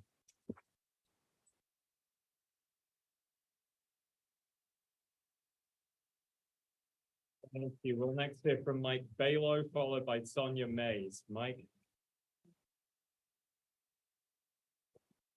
Well, hell yes. I need everyone to take a deep breath and think about what's really going on here. Who has an interest in the board chair resigning? Who has been at the center of all the MSU controversy over the last decade? Like going rogue with the media during the Stanley resignation? Diane Byram. How in the world could former Governor Jim Blanchard and U.S. Senator Debbie Stabenow immediately call for the resignation of our sitting board chair with no due process and only allegations from one other trustee to go on? Could it be that one current board member is the personal friend of each and was able to call in favors last week? Diane Byram, which sitting trustee has been steadfast in her opposition to releasing 6,000 documents that 2 different Michigan attorneys general have called for? Diane Byram. Who desperately wants to gain proxy control of this board? Chair seat, again, to control the hiring of the next MSU president and to ensure that those documents never see the light of day. Diane Byram. Isn't it interesting that the immediate chorus of calls for resignation came from the Byram Lansing insider crew? Let's take a roll call. Melanie Foster, Joel Ferguson, Diane Byram. The Lansing insider crew is beside themselves as someone that they can't control as the chairperson who is trying to bring long-needed transparency to this board, something that will threaten their reputation even if it finally gives justice to the survivors. Where is the Faculty Senate? They too have joined the chorus of the kangaroo court. No due process here, just immediate calls for resignation based on some shaky allegations. They've abandoned the trust of the majority of our good faculty, just like Dr. Woodruff abandoned the truth regarding Dean Gupta, the MSU swim team, Title IX, and her duty to the survivors. This smells like a planned, orchestrated hit job with the motive of controlling the presidential hire and the continued blockage of justice for the survivors. Let's look at just a couple of these misdeeds that were contained in Trustee Scott's letter. One, that Trustee Vassar was communicating with the AG on fulfilling the AG's request to release the documents.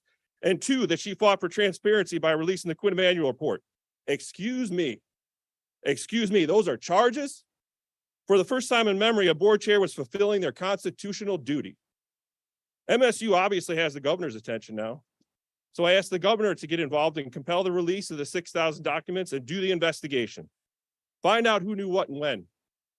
The governor can call for this immediately. Of course, give due process to all in the investigation, including all current and past trustees. Then we'll really see who needs to step down from the board. Look deeper here. Ladies and gentlemen, look deeper. Everything here is related. See the truth for what it is. The Byram legacy will be one of deflection, deception, and destruction. Turn away from it toward the light. If you want to get rid of a trustee, just make sure it's the right one.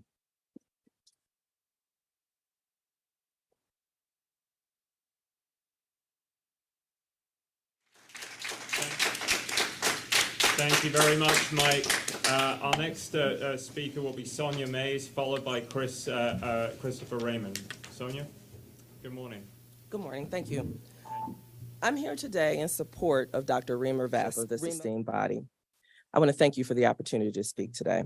My name is Sonia Mays, and I am the CEO of Develop Detroit and an elected Board of Education member of Detroit's public school system.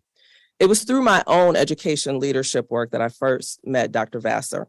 Over the past few years, she has proactively engaged me with information and perspective on ways to improve public education outcomes in Detroit. As I got to know her, I found that Dr. Vassar is deeply passionate about education. We've already heard that she's brilliant. She also consistently presented as someone who demanded that the needs of underserved students be urgently addressed by leadership. She pushed me to be a better leader. She is a change agent and is unafraid to push and fight against the status quo toward a more fair and equitable outcome. And she is brave in her fight for racial justice in academia. It takes an audacious person to stand within a decades-old institution and to demand and push for accountability. Change is not easy, and change can make entrenched stakeholders deeply uncomfortable. But for people and institutions in need of leadership, of new leadership and improvement, change agents are often necessary and their boldness is essential. I urge this body to reflect on why it elected Dr. Vassar as its chair 10 months ago. I call on this body for objectivity in how it moves forward. I implore this body to cast aside the further politicizing of its leadership, to cast off media rumor mongering and some of the racially coded character assassinations that I have heard. I implore you to focus on fact finding, and I challenge this body to recognize that change is necessary for MSU and to recognize that this necessary change will leave some uncomfortable and many embarrassed. I ask these things because so much more than Dr. Vassar's tenure as chair is at stake. I am not an MSU graduate. In fact, I'm a University of Michigan graduate. But despite our friendly rivalry, I take no satisfaction whatsoever in what Michigan State has gone through the last few years, none. As a taxpayer and as an education policy advocate, I'm frustrated to have watched this university, this great university, lurch from crisis to crisis. The state of Michigan is in a hyper-competitive race for talent, jobs, and residents. As a state, we're losing ground. And getting back to greatness here is what is required. It's going to require consistent and focused leadership of this body. Stay relentlessly focused on the big picture. Please continue to take steps to identify systemic issues, continue to prioritize transparency and restoring public trust. Thank you. Sonia, thank you. We'll next hear from Christopher Raymond, appearing via Zoom, and then Alec McCree, also appearing via Zoom. Yes, hi, can you hear me okay? Christopher, we can. Good morning. Great, thank you. Thanks for allowing me to speak with you today. My name is Chris Raymond. I'm a 1988 graduate of the Broad College. Since matriculating to MSU almost 40 years ago, I've loved this institution. I've made regular and significant donations for the past decade or so and have served on the advisory board of the Financial Markets Institute, which is part of the Broad College, dedicating my time and expertise, while at the same time, through my role as a senior leader at a number of financial institutions in Chicago, I've hired or helped with the placement of a lot of scholars from that elite program. My daughter currently attends this fine institution, and I could not be more proud of that. I come before you today to urge you to do what we know has already been urged by many dismayed alumni like myself, and that's to take action now to reinstate Dean Gupta to his role as the Dean of the Broad College. I've known Dean Gupta for some time now, and his track record of stewardship of the Broad College speaks for itself. The reputation of the Broad College and Broad graduates, at least in the circles in which I travel, has grown immensely over his tenure. So I won't rehash all the events of Dean Gupta's case, as they are pretty well known, but in that 100-plus page Quinn Emanuel document commissioned by you, funded by you, and submitted to this board over 7 months ago, the conclusion and the correct course of action couldn't be more clear. I'll just take one quote. The personnel actions taken against Gupta appear disproportionate, out of sequence with the underlying investigation, and based on a factual record that includes errors and omissions of relevant information and context. And while I'm quoting, I found a comment made by Governor Whitmer earlier this week to be particularly poignant. Quote, "We deserve leaders who will act with integrity and make sure the institution is a lot more important than any one person's aspirations, viewpoints, or agenda." Bravo, Governor. I could not agree more. Now, I understand this board has a lot on its plate with all that's come up since Dean Gupta's case, but that does not diminish your duty to address both his case and the clear lack of institutional control that allowed this situation to happen in the first place. Our university, our beloved university, is floundering due to lack of leadership. From my direct experience and from the success that the Broad College has enjoyed, Dean Gupta brings that very attribute to his role. Folks, people are watching. Do the right thing here. If not for the benefit of the Broad College, do it for the benefit of the university, as any top talent target for any role is going to want assurances that his or her employment will be handled with integrity, transparency, and honor. Reinstate Dean Gupta now and begin the process of restoring the trust, honor, and integrity for which true Spartans are so well known. Thank you very much. Thank you, Chris. Much appreciated. Our next speaker is Alec McCree, followed by Devin Woodruff. Alec, I think you're joining us via Zoom. Can you hear us? Yes, can you guys hear me? We can indeed. Please proceed, Alec. Great, thank you. Good morning. Dear Board of Trustees, my name is Alec Macri and I've been a Spartan for over 36 years. I have served on multiple boards at the business school and the MSU Foundation Board for 14 years. I'm also a proud parent of an MSU sophomore, and over the past 14 months, I have written and spoken to the board several times about their fiduciary responsibilities and that of Michigan State University administration to provide Dean Sanjay Gupta his due and fair process. The board alumni are dumbfounded by not only the wrongful dismissal of Dean Gupta, but by the lack of any correction to his wrongful dismissal by then Provost Woodruff. The Broad alumni question the willingness of this board to continue to allow the disparagement of our great business school dean, who led the largest school at MSU with record alumni involvement and amazingly had 7 of the top academic programs by rankings at MSU. I was deeply hurt last week when I was on campus meeting with students at the business school.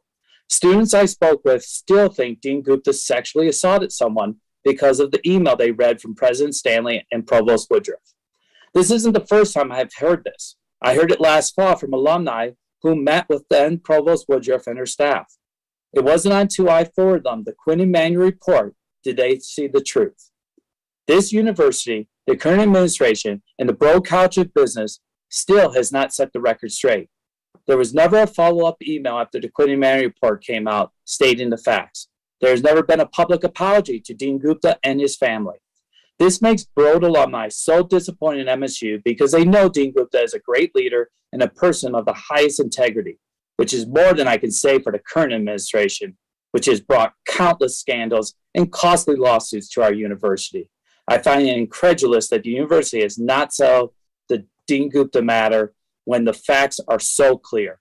But I guess that is what happens when you ask those who commit the wrongful dismissal to fix it. True leaders admit when they are wrong. I'm asking again, let's do what is the best for the Broad School, the Broad students, and the university and reinstate Dean Gupta. And to the board members and former board members who are arguing to suppress transparency, Byram, Scott, Foster, Ferguson, what are you trying to hide? Without Quinn Emanuel report being released, we wouldn't have known that President Woodruff and certain staff members lied, omitted relevant information and content, interfered in an OIE investigation that is against MSU agreement and Department of Justice. The only people who actively fight against transparency are those who have things to hide. So thank you to Dr. Vassar and the other board members for fighting for the release of the Quinn Emanuel report and increased transparency. Now it's time for this board to release the NASA papers so that the victims, their families, and the entire MSU community can finish healing. I asked Diane Byram and Brian Quinn, why are you so afraid to release these papers? This has been the trend with other issues at MSU for far too long. Why do certain board members and certain administrators want to hide the facts? Maybe it's time for the governor to look at the practice of transparency at MSU and remove those board members who don't believe in it and those who do not. It's time for you to go, Diane Byram. Thank you very much. Our next speaker will be Devin Woodruff, followed by Andrew Ford. Devin, are you with us? Yeah.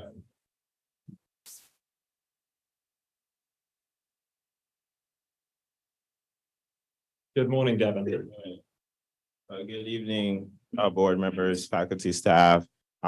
Before driving into my address, I'd like to take a moment to recognize and express the collective gratitude that Black Student Alliance we have for Dr. Rema Vassar, for her unwavering support and leadership and dedication as our chair, Her commitment to fostering an environment for respect and inclusivity and understanding the inspiration to all of us serves as a foundation for change. She's someone that just displays love in her interaction with students as no other in terms of with trustees. But our campus is at a melting pot of cultures, background, beliefs, and dreams. It is the diversity that enriches our experiences, broadens our horizons, and fuels and shares our vision for progress. However, as we gather here today, there are shadows of intolerance, prejudice, and hatred. Nonviolent hate crimes, while lacking in physical aggression, they carry a weight of emotion and psychological harm that deeply scare individuals and scare and fracture our community. However, recent stats paint a troubling picture. In this past academic year alone, we have witnessed a 15% increase in nonviolent hate crimes on campus. This isn't just a number that are for students, but our peers. These ramifications go beyond an individual. They affect us collectively, sowing mistrust and discomfort. In the past decade, based upon enrollment, the racial equity of Black students have been nothing but disappointment. There's a reason for that. We don't feel safe. Based on enrollment of this year, it is the highest it's been since 2015. We have the most diverse student body we have ever had, but this has not applied to Black students. Based on the entering class, Black students have stayed stagnant over the last decade, while over race has stayed stagnantly increased. Thus, I propose to you all to work with Black Student Alliance on creating a no hate crime, no violence accountability on campus ordinance. The objective of this ordinance is simple but profound: to ensure every member of our community feels safe, respected, and free from any form of hatred and prejudice. By implementing a clear reporting mechanism, because the university right now does not have a mechanism for if a student is found of discrimination, transparent investigation, and fair repercussions for sending a clear message that hate has no place here. I understand that freedom of speech is the right we all cherish, but there is a stark difference between expressing one's opinions and weaponizing words to harms and based on race, gender, religion, and protected characteristics. This ordinance is not about silencing voices, but it's about amplifying the voices of love, unity, and respect to those who are hated. Esteemed board members, history has taught us that inaction can lead to consequences. As custodians of this institution, we have the power and the duty to enact change, to send a clear message to our community. In conclusion, let our legacy not be one of complacency, but of courage to challenge the status quo and to confront hatred head on. I urge the Board of Trustees to work with student leaders and the Black Student Alliance on crafting a no hate, no crime violence accountability on campus ordinance, and in doing so, taking a definitive action and stand against hate. Thank you for your time. Kevin, thank you very much. We'll next hear from Andrew Ford, followed by Joe Kovach. Andrew.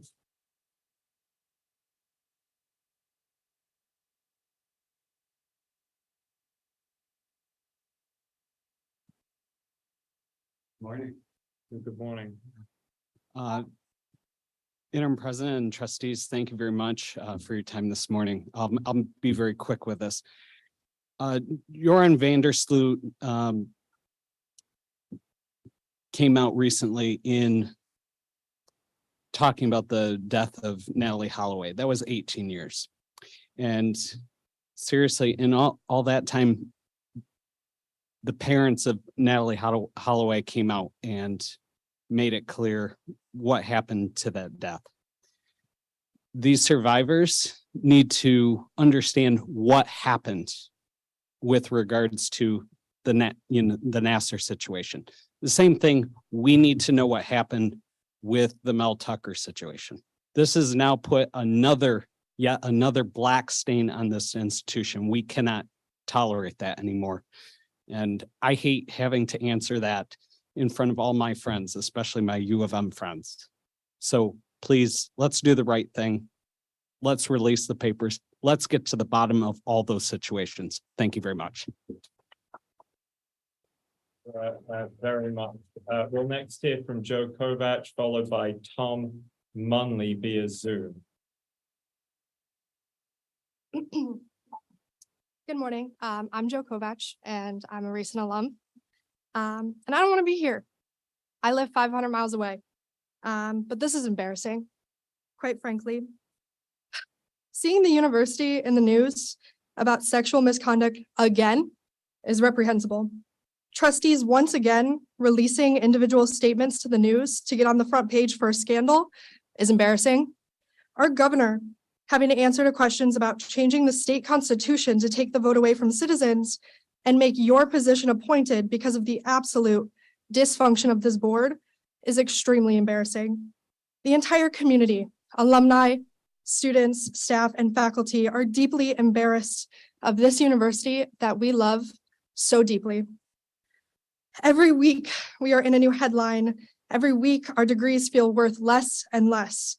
There was a reason the entire community had no confidence in you last year, and I'm extremely disappointed in this board because it appears that nothing has changed again.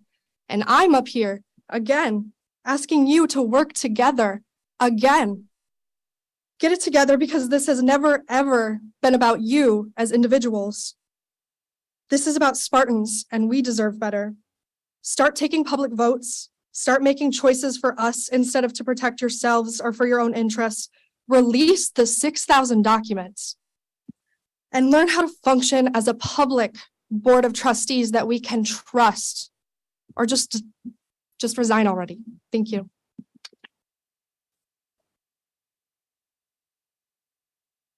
We're next going to hear from Tom Munley via Zoom and then Kayla Williams via Zoom. So Tom, I just want to sort of go down the order of the speakers list.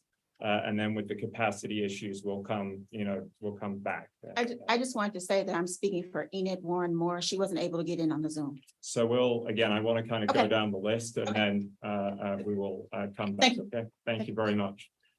Tom Munley, Tom, are you with us?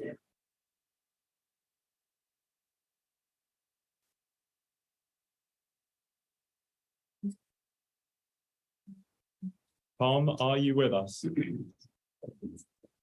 Okay, we will. Technical difficulty because he just texted me, so make sure you give him a shot. Yes, can you hear me? Yeah. Tom, good morning. Good morning. Many of you know me as one of the leaders of the battle for Spartan Swim and Dive, although I am here to address the board on a matter that I consider far more important than the reinstatement of swimming and diving, and that's board integrity. Trustee Scott, your recent letter, which makes several allegations against Dr. Rema and calls for her to resign, is hypocrisy at its finest. The irony of the fact that you didn't even follow the procedure outlined by the board for such allegations while criticizing Dr. Rema for not following board policies only adds to the absurdity of your action. But let me start with one of the more salacious allegations, that Dr. Rema's ride on a donor's private jet might result in some undue influence is laughable, especially in comparison to a trustee who has invested in real estate with a partner. I wonder, Trustee Scott, when it comes to the building at 880 First Street, which you bought with former trustee Joel Ferguson, how much undue influence does he have over you? Does Joel Ferguson have enough undue influence to get you to change your mind on standing up for the survivors and releasing the emails? Does he have enough undue influence on you to get you to vote on the modifications to the trustee emeriti policies in September of 2021, which still allowed him to personally benefit? When the 880 First Street property requires money, does he actually make a capital call to you? If not, does that curry good favor with you to take the actions he wants to see, even though he is no longer on the board? I do wonder how much capital it has taken to sustain a project announced roughly 4 years ago, but still isn't leasing units as far as I can tell. But let's move on and talk about name, image, and likeness. No, I'm not talking about athletics. I'm talking about your name. Isn't using your name on the website 880firststreet.com not following the exact same thing you criticized Dr. Rema for? The board should be consistent with its application of the rules. Your name, her image seems the same, except you actually have a financial interest in that property. Lastly, did you use your position as trustee or any of the relationships you built as a result of being a trustee to secure the portion of the $6 million in state revitalization and placemaking grants which were awarded by the city of Muskegon to the 880 First Street project in September of 2022? Because doing so would not only have benefited you personally, but also Joel Ferguson. All this leads me to call for Trustee Dan Kelly to open an investigation into the extent to which you are influenced by Joel Ferguson. Let me move on to a different call to action related to a more troubling board member behavior by former Chair Diane Byram. The board should call for the immediate resignation of Diane Byram for the board. Her admission that she claimed principal residence exemptions for her 2 homes is a criminal act.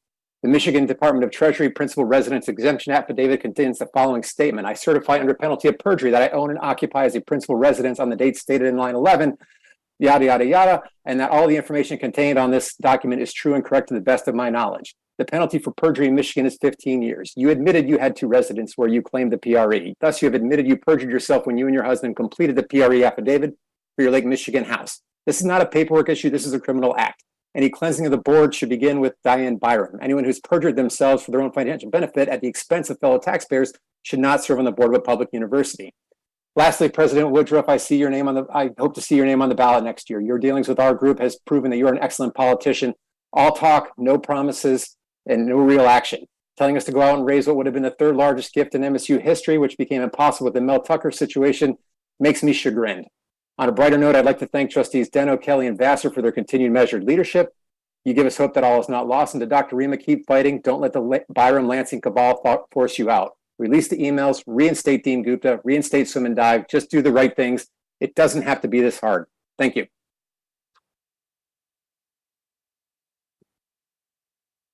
Tom, thank you very much. We'll next hear from Kayla Williams via Zoom, and then James Thurston also appearing via Zoom.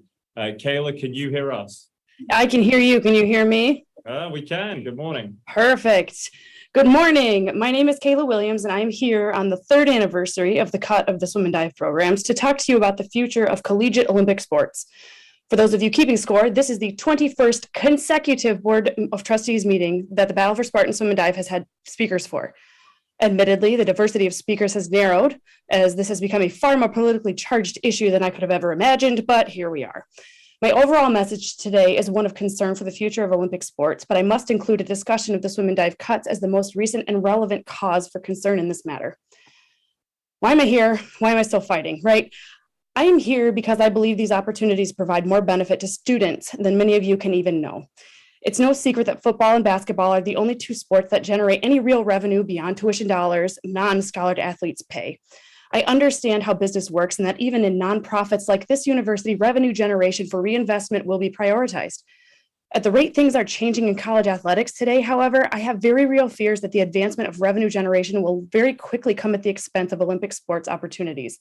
Title IX can only help so much when it comes to protecting these valuable opportunities, and if left unchecked, will result in opportunities being handed out haphazardly on the sidewalks of Shaw Lane, like the time the women's rowing team approached me and other random passersby about joining their team while I was in school. President Woodruff, our dialogue started out so promising. What happened?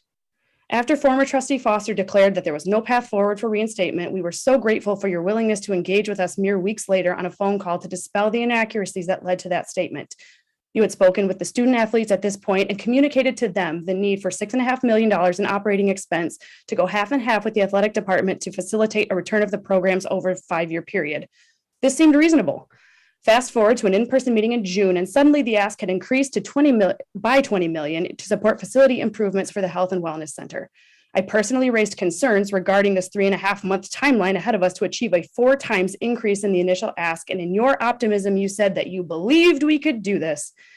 When we all understandably did not meet this target, you invited yourself to a working session we had scheduled with another university unit to tell us that since we did not meet the funding target, reinstatement was not an option at this time due to scheduling challenges with a shared facility. I hope the analysis I sent you and the board using MSU's own facility use data has disabused you of that notion. If you missed it, I'm happy to send the data again. You have some very consistent and persistent groups that keep showing up at these meetings. I would hope I am not the one to advise you all that in any effective communication strategy involves getting out in front of a story and controlling the narrative. It appears some of these issues have gotten away from you. To those of you in positions of power at the front of the room today, what was it that spurred you to take action and caused you to run for these positions in the first place? Why are you here, and what did you hope to accomplish? Have you achieved what you set out to achieve? The public participation at this point indicates concerns on behalf of the public for where MSU is headed, and what will you do to correct course? Thank you. Thank you, Kayla. We'll next hear from James Thurston, appearing via Zoom, and then Mindy Arbal. James, can you hear us? I can hear you. Can you hear me? We can indeed. Please proceed. Thank you very much. Good morning, and thank you for allowing me to participate remotely. In 2023, we have had collaborative conversations about the swim and dive program. In fact, we were in the midst of a very collaborative discussion, as Kayla mentioned, before that meeting was interrupted by Interim President Woodruff, who was not invited to that meeting. Ms. Woodruff mentioned to us in December 2022 about basing decisions upon data.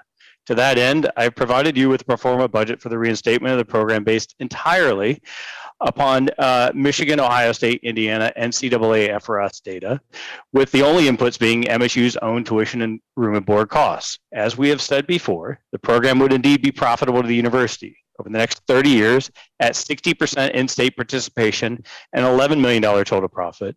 At the more likely 40% in-state participation, a $33 million profit over that period. No program, no ability to offset the general student population costs of the new facility like the grad students who spoke today. No, we are not taking spots from other students, as your own data at the last board meeting showed an increased attendance of 3,000 students over the last 4 years. Once again, Mr. Beekman was wrong. In my own personal discussions with advancement, my interests in the universities are aligned. I am willing to make an irrevocable bequest pledge in the millions that I've previously discussed here with you.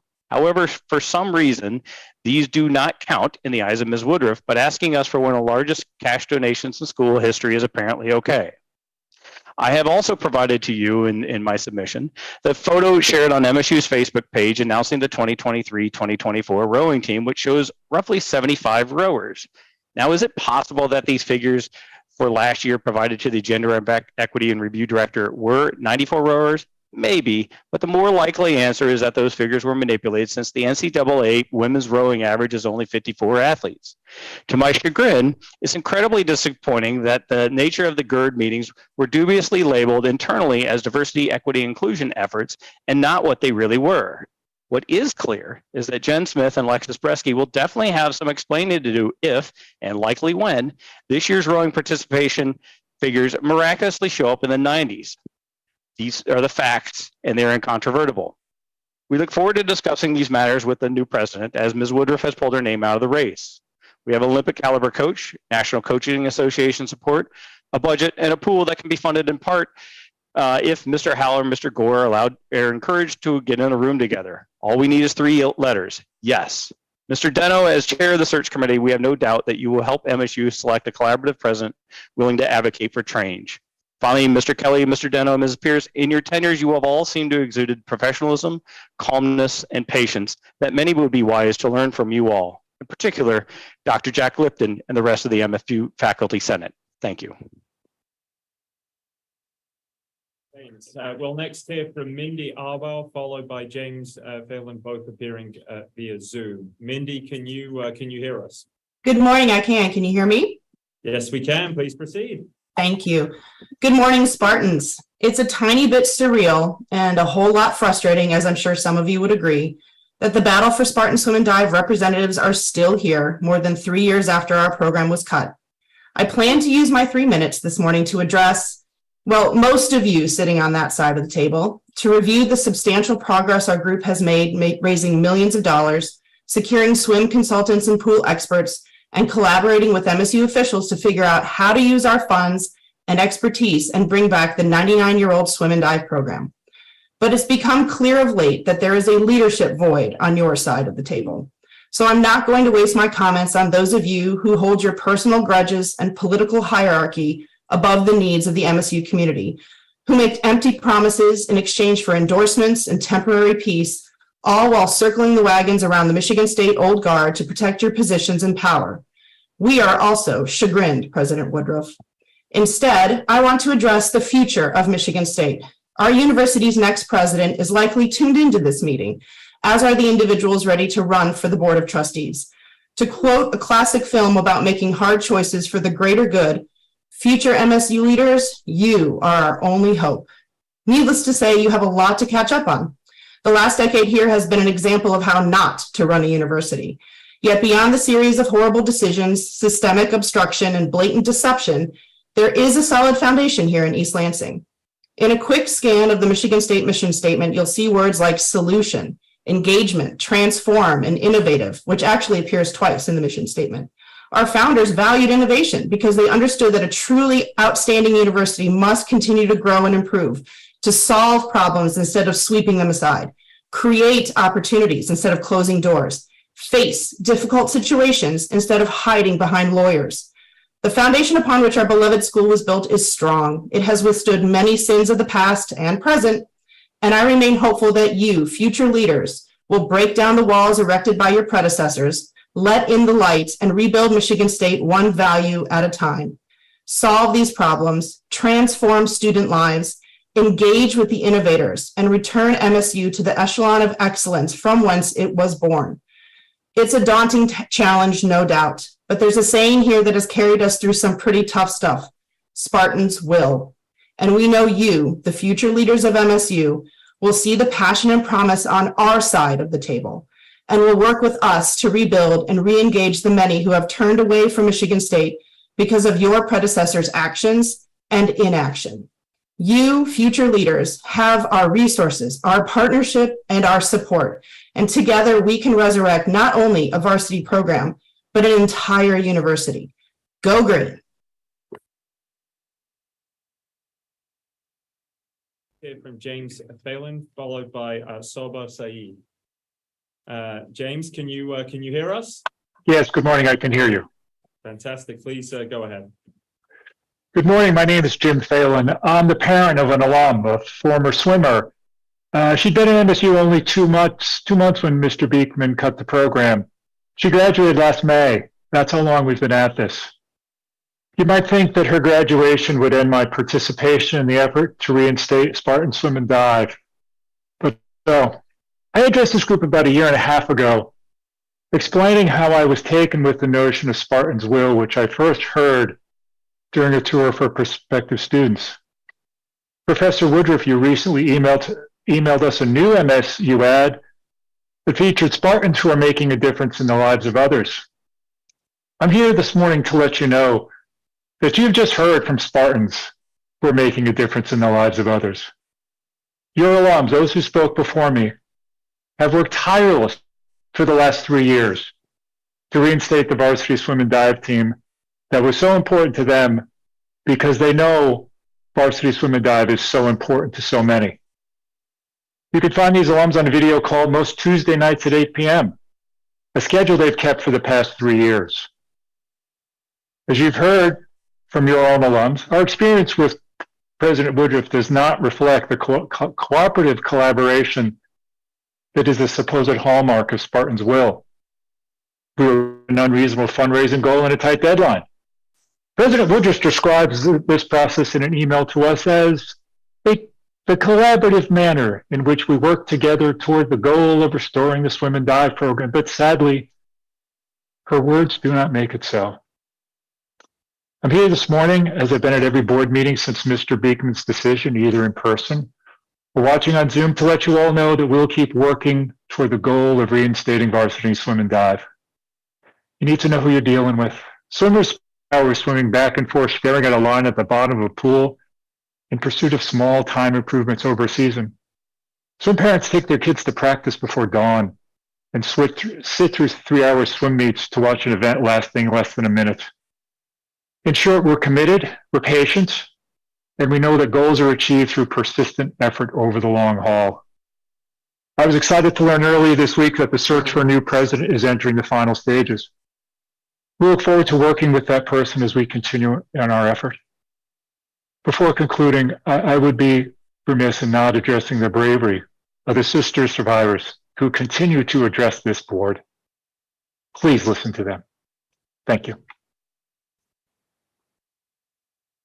Thank you, James. Much appreciated. We'll next hear from Soba Saeed, followed by Shahed Alpai. Saba, are you here with us? Good morning. Good morning, everyone. Before I get started with introducing myself or anything like that, I would like to comment on what I witnessed here today and what I observed, and it actually baffles me. I came here to speak about how my community is lacking equity, but I noticed that basically every single minority group on campus is lacking that same equity. We don't want another letter sent by your assistant saying we're working on it. No more conversations. Conversations are just meant to stall. Words, actions always speak louder than words. And thank you. And from what I'm seeing today is MSU yet again trying to find a scapegoat to hide from all the things going on in the media addressing them.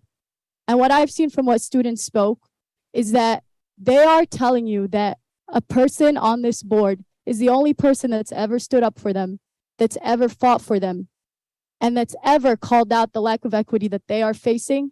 And they are the only one that is being under heat right now. I do not know anything that is going on, but based on what people said here today and what I am hearing, that is the conclusion that I came to, because I hear what my fellow students say. I listen to their concerns, unlike many of you here.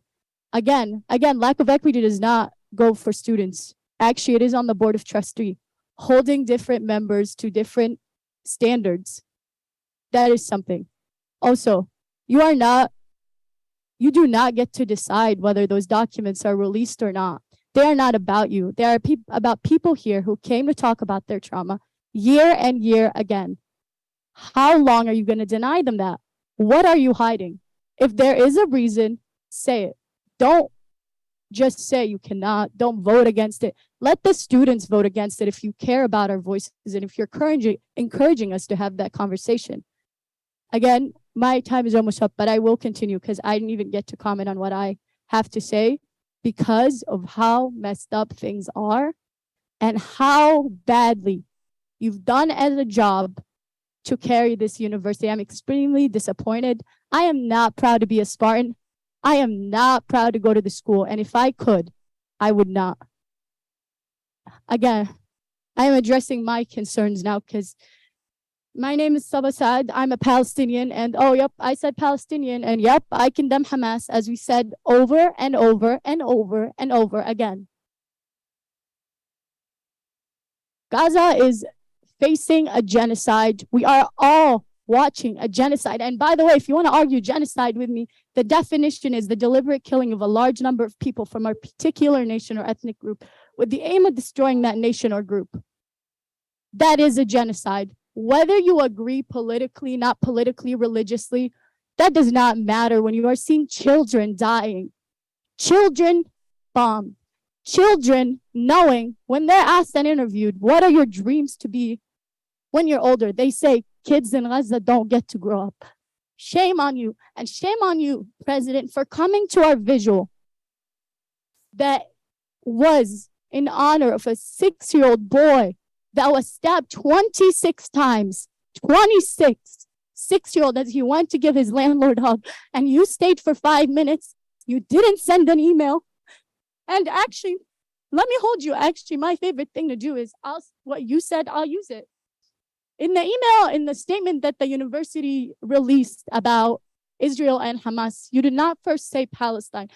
You did not differentiate the Palestinian struggle from the ongoing, well, not the ongoing, from what Hamas and the Israeli government are facing. That is not what we're here to do. You didn't differentiate. You grouped your Palestinian student, which consists of Muslims, Christians, and Jews, into a category under Hamas that has opened us to a widespread of Islamophobia to those who are not even Muslim. It took us 9 hours to pass a bill advocating for resources addressing anti-Semitism, Islamophobia, while still recognizing the Palestinian struggle and being respectful towards those of the Jewish community, even those Israeli citizens, because critiquing a government and a military force is nothing wrong, and we've done it for year after year. And shame on you for not addressing it and leaving it up to your OOTP to be there for 9 hours, listening to gruesome details about violence, rape, murder, all of that. They are getting the backlash. They're the ones receiving the threats. And it's because you couldn't stand up and say something. You do not acknowledge Palestinian citizens. In the statement that was released by the university, it actually condemns all violence and innocence of the killing of innocent people. But that was only meant for the October 7th attack. And you did mention people in Gaza, yes? No. Your remarks, because we are running quite a bit over the 3 minutes. So I'm just asking if you could conclude your remarks. I'm almost done.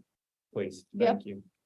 In the statement, you condemn the killing of all innocents. Innocent people are still being killed. Why are you not addressing that? Why are you not addressing that? Because to me, as I'm reading this and I've seen your actions, I see that you only condemned the innocent of all civilian loss when it was Israelis. That tells me how you see us as in the university as Palestinians. You do not even get to say, you don't say the word Palestinian. You never sent us an email of condolences, never showed up to anything, never having even an assistant or a fake letter of condolences being like, how is your community doing?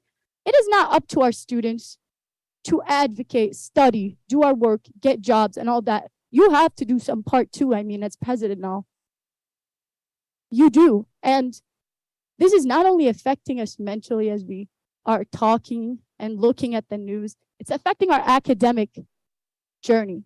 I have missed classes, exams, to meetings, to explain to people, to give them the resources that you lack to give. And sorry, one last sentence and I'll be done. One sentence and then I swear, I'll be done. Thank you. The resources that you lack to give, you have to do better because this is affecting our academic journey. And based on what happens here, I am assuming the university will be going under some type of investigation or something of that sort. And you do not want the academic journey to be involved in that because I know that could affect the university status on giving credentials and the university status as well. Thank you.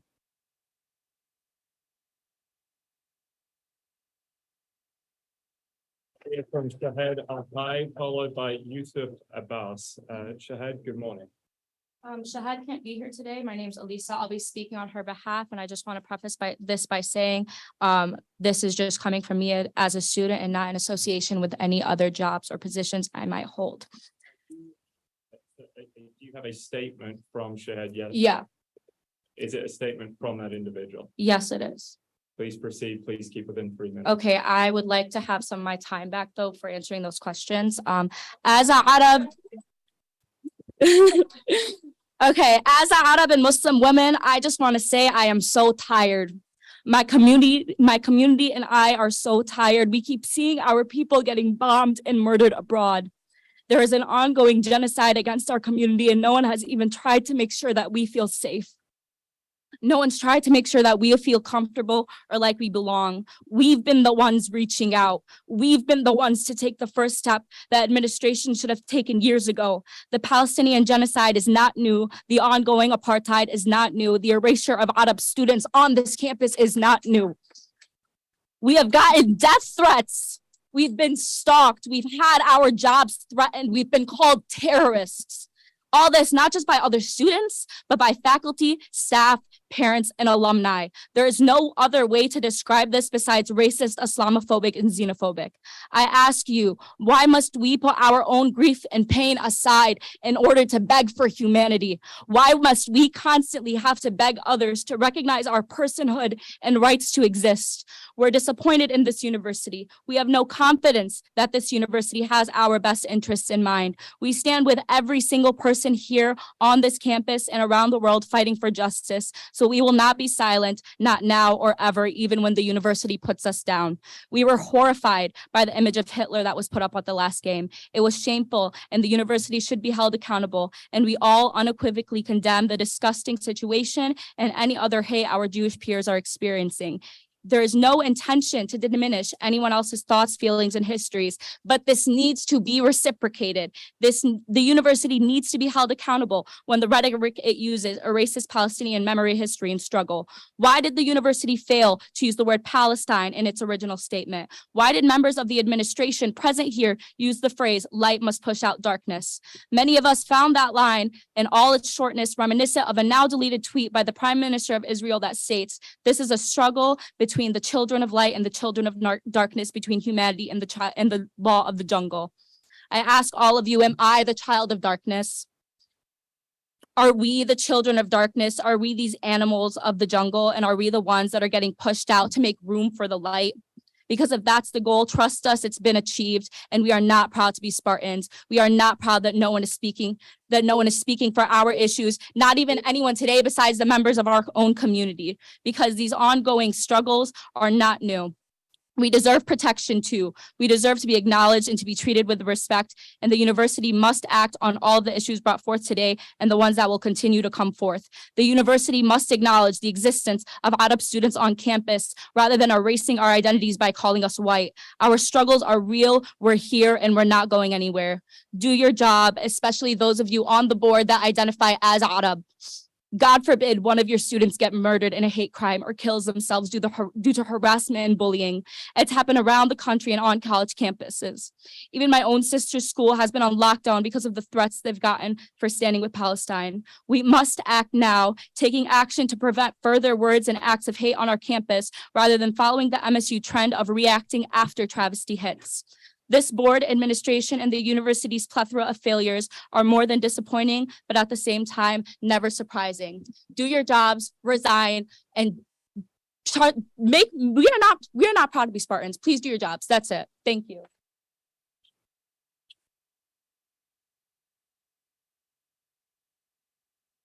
Our next speaker will be Yusuf Abbas. Yusuf, are you here? Yes.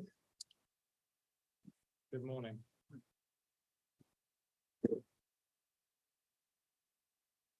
Hello, members of the Board of Trustees. First, I would like to say the terrorist attack of October 7th and the following war has seen innocent people endure horrific acts of violence. I wish to condemn violence as a means of conflict.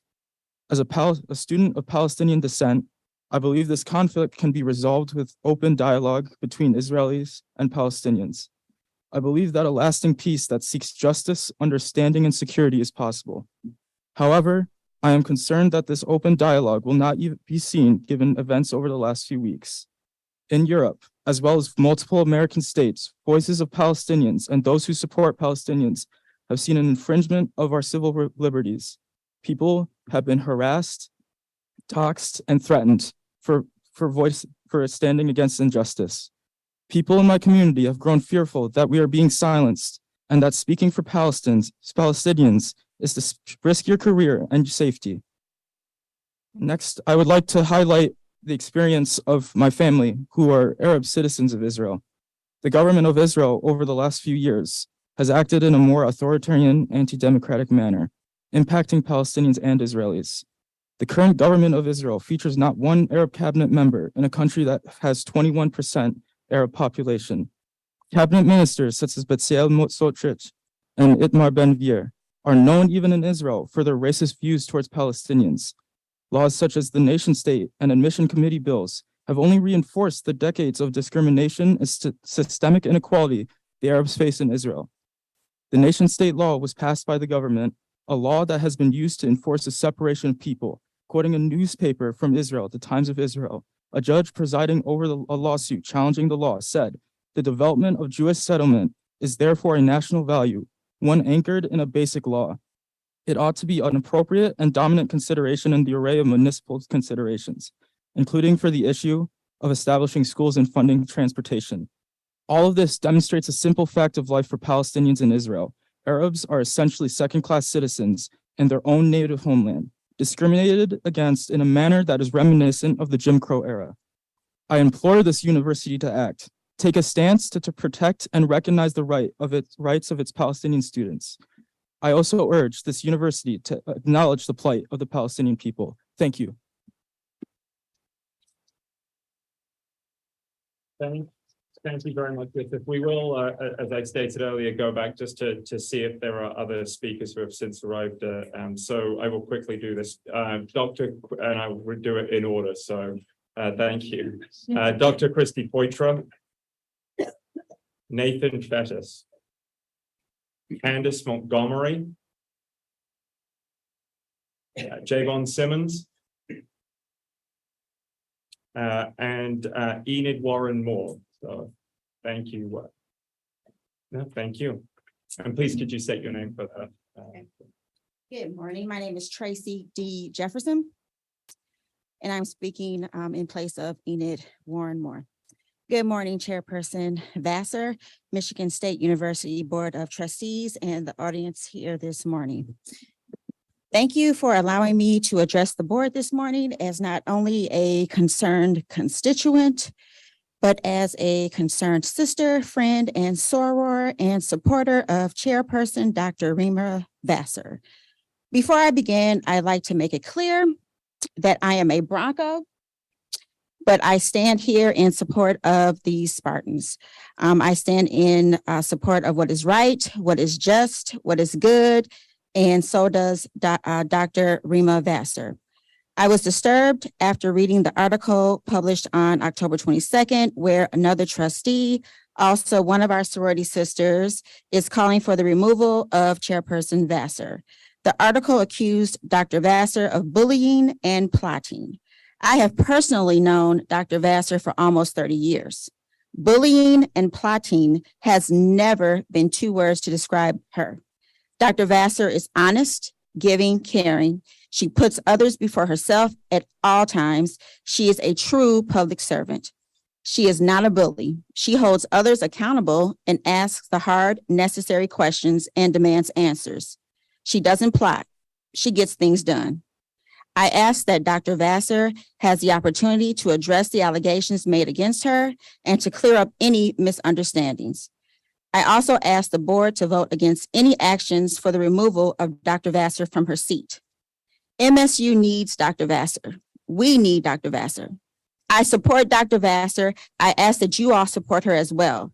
Instead of wasting energy attacking her, attack and address the real issues. Also, please be clear. My support for Dr. Vassar does not negate the support for the sister survivors. Dr. Vassar supports the victims as well. Keep her in the seat. Let her do the job she was voted in to do and the job she can and will do. Clearly, this is bigger than Dr. Vassar and sounds like a diversion. After hearing the support of the speakers today, does it sound like Dr. Vassar is a bully? No, it does not. Address the real issues, leave her alone, and let her do her job. Thank you.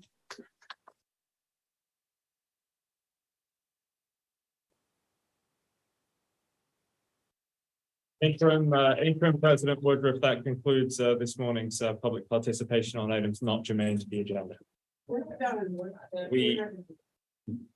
We are done with speakers that have signed up in terms of this morning's meeting. Stop silencing. Don't silence it. Do you have a statement on behalf of Javon? He did not give me a prepared statement, but we did speak. I would rather that we sort of conclude with public participation at this stage. I do appreciate sort of thank you. Well, I can check public participation. Let him speak. Why are you silencing us? Time doesn't matter. Let's go. So go ahead, please. Yep.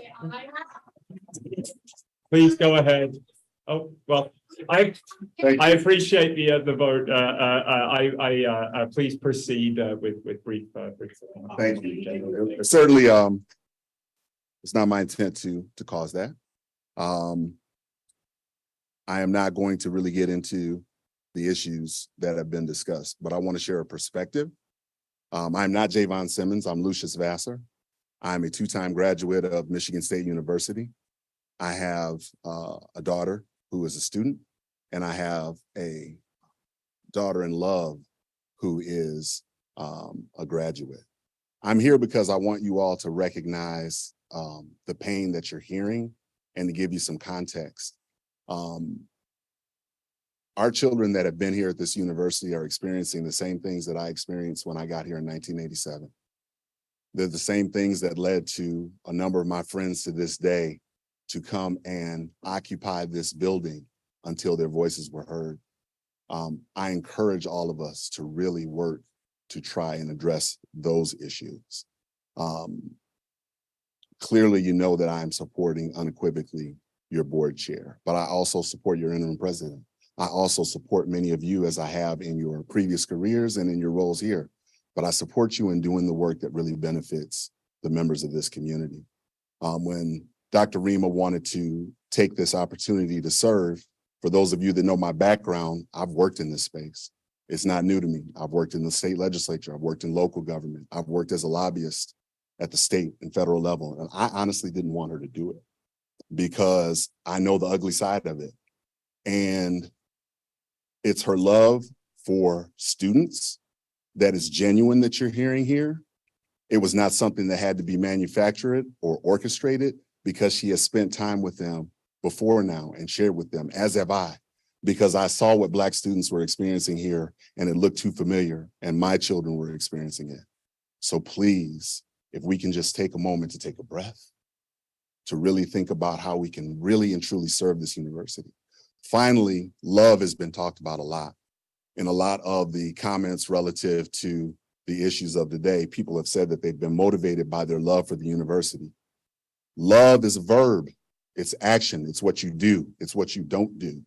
It's my love that brings me here. It's Dr. Rema's love that brings her here and has led her to tears as she has tried to serve this university. And my love for her gives her unequivocal support.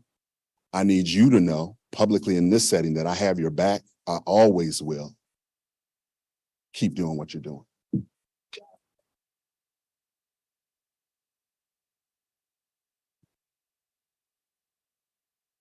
I know this is out of order. Okay. Chairperson Vassar will now present the liaison report. Hold on. Can I make a motion? I know this is out of order. Can I make a motion? Yes, you To can. release- You can. I can? The bylaws don't. No, he cannot. Move to release the documents. That's what I'd like to do. I'd like to do. Can I make? Can I don't know the. Please do not disrupt the meeting. Let's try and kind of continue. Interim President Woodruff, please continue with the agenda. I now call Chairperson Rema Vassar to present the liaison reports, the chairperson's report, and trustee comments.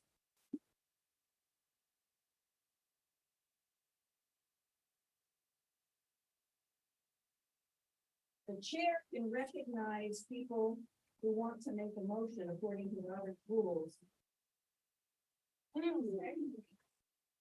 Trustee Deno, if you would like, their bylaws do not preclude you from making a motion. If you would like to make a motion, I would like for you to be heard.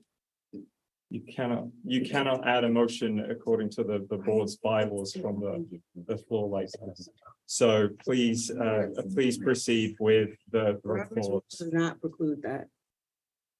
I'd like to make a motion to release the Nassar documents. I was wondering if there's two other trustees who support. Support.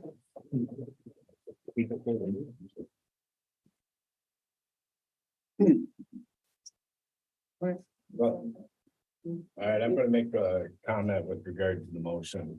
First of all, I've recused myself from the previous action of the board. And as the one trustee on this board that worked with Rachel Denhollander for over 8 months to reach an agreement with the university and the survivors to hopefully bring this matter to a conclusion and support it with Rachel, that conclusion, which I still believe in. And if there is a motion brought properly in front of this board to bring to that conclusion, including the documents, I'll support it. But this isn't the way you govern anything. And to bring a motion, whether it's at the last minute or at any time, I'm open to a special meeting. We don't have to wait till January or December or whenever else. But let's do it per our bylaws, and let's not ambush board members. Let's do it per our bylaws. My support of what Rachel Denhollander and I agreed to 6 years ago has not changed. That's it. We'll wait for your special meeting after this one. We got time, we got all day. Please proceed with I think the liaison report at this stage would be appropriate. Thank you.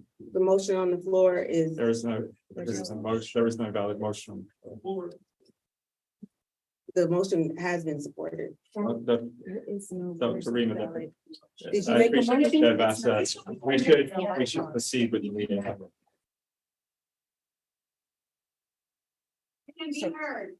So at this point,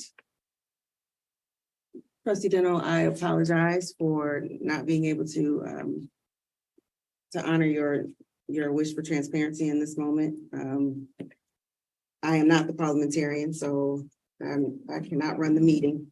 I just can read my next line, so I apologize. You never have anything to apologize to me for.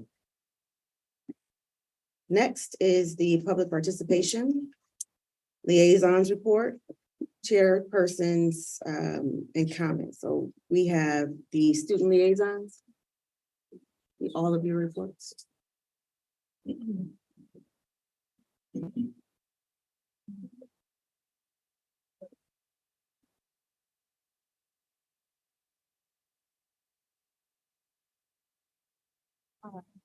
Hi, everyone. For those of you who I've not had the privilege of meeting yet, my name is Emily Hoyampa, and I'm the ASMSU and MSU undergraduate student body president. It's been a hot minute since I spoke in this space, and it is the understatement of the century that a lot has happened since the September board meeting. Can't believe I'm going first with this also after everything that's just happened. ASMSU is grateful for the work we have started with many MSU administrators. First, we've been working with VP Lynch on campus safety and ensuring Alex, Ariel, and Brian are remembered in justice and healing, and nothing like February 13th happens again on this campus or anywhere else. Next, ASMSU has also been collaborating alongside Dr. Travis and CAPS on student mental health and pushing those resources out to more Spartans. Even further, we've enjoyed building a partnership with VP Rugalis to work on Title IX, RVSM, OCR reporting, and hate speech, because let's be real, it needs some work. And last but certainly not least, ASMSU has been meeting with Interim President Provost Yaitsko and Interim President Woodruff for student concerns in and outside the classroom. This does not include everyone, so long story short, ASMSU has been busy. We love the work that we do, and we want to continue this work for all Spartans. Please emphasize the all, and we'll continue to do so alongside the Faculty Senate, Council of Graduate Students, Cores and COPS, which is the Council of Racial and Ethnic Students, and Council of Progressive Students, and all others. But first and foremost, we want to see the Board of Trustees simply care. To start, as many of us here love this university, it is hard to even admit that we're Spartans. Students, faculty, staff, alumni, and many others should not be ashamed to be a Spartan, but rather be proud of it. So, you may be wondering, why aren't people, myself included right now, not proud to be a Spartan? So, let me give you a few reasons why. For one, it feels as if the school is always in a new scandal. If I'm being so honest, MSU being on national news every other week is not new to my past 3 years here. I'd list every scandal since my first year, but it's not even worth it because there's always something new and it is quite exhausting to keep up with. If you want Spartans to be proud of this school, we have to address the history and move forward rather than continue to hide from it. This starts with releasing the NASR documents. To be frank, withholding these documents shows a lack of genuine care for survivors, opposing the principles MSU supposedly stands for. The fact that these survivors have been calling for the release of these documents and have been greeted by silence from MSU and the board is simply proving the narrative that has been talked about in public comment time and time again, that the board and this university do not listen to survivors or do not listen to people on this campus unless it actually benefits them. If MSU and the board claim they're going to learn and do better, I implore you to please take action now. Release the documents and give the survivors on this campus a tool to help with their healing journey. Another reason why students aren't proud to be Spartans is simply because of the support they're receiving. Sent out this morning, MSU's values are inclusivity, safety, and belonging. Yet, a blanket statement does not do the job because there does not seem to be any action to actually uphold these values. The lack of acknowledgement of problems and not wanting to get to know the students on this campus, especially the ones that are struggling, especially the ones that are already marginalized in a predominantly white institution, show that these values are not being upheld by the board and this university as a whole. Students of all backgrounds should not be coming to me saying that they don't feel safe, represented, or belong at MSU. And quite frankly, this rhetoric starts with how the board approaches problems. The board in this university cannot simply be acknowledging one side over the other.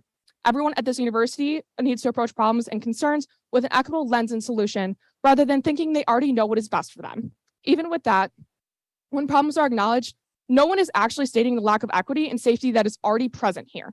So once again, do better, be better, and please simply make an effort to listen and take action rather than pawning it off onto students to handle it themselves. To the board and whoever else is listening, please actually listen to student leaders and those who are public commenting today. With everything going on, people seem to forget that many people here, the students on this campus, especially the ones that public commented today, are actually students first. We came here to get a good degree, not to be trained in crisis management. I can only bring up so many issues and concerns.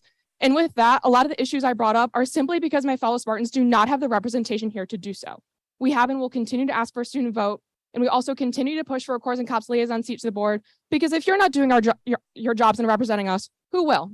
And last but not least, regarding the conflict on the board, some of the best advice I've ever received when I got into this role is you cannot take care of yourself or someone else or a place, or in this case, the university, if you cannot take care of yourself. This holds true to the board. The reasons why students continue to be so disheartened with this school is because the problems are seeping down to life on campus. Specifically, the problems of this board should not be harming the university. People should be worrying about making sure they graduate and actually enjoying their college experience and not making a joke and dealing with every scandal that this school seems to be throwing at us every other day. So before you try and fix everything on campus and actually do your job, make an effort to fix your own problems, please. Thank you.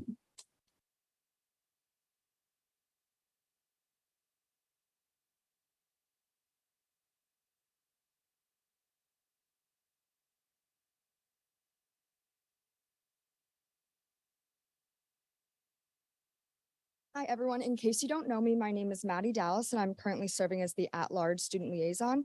I just wanted to start off by saying I appreciate you giving me the platform to not only bring up issues that are impacting students, but also the chance to speak up for the well-being and sake of the student body who might not have a chance to have their voice heard.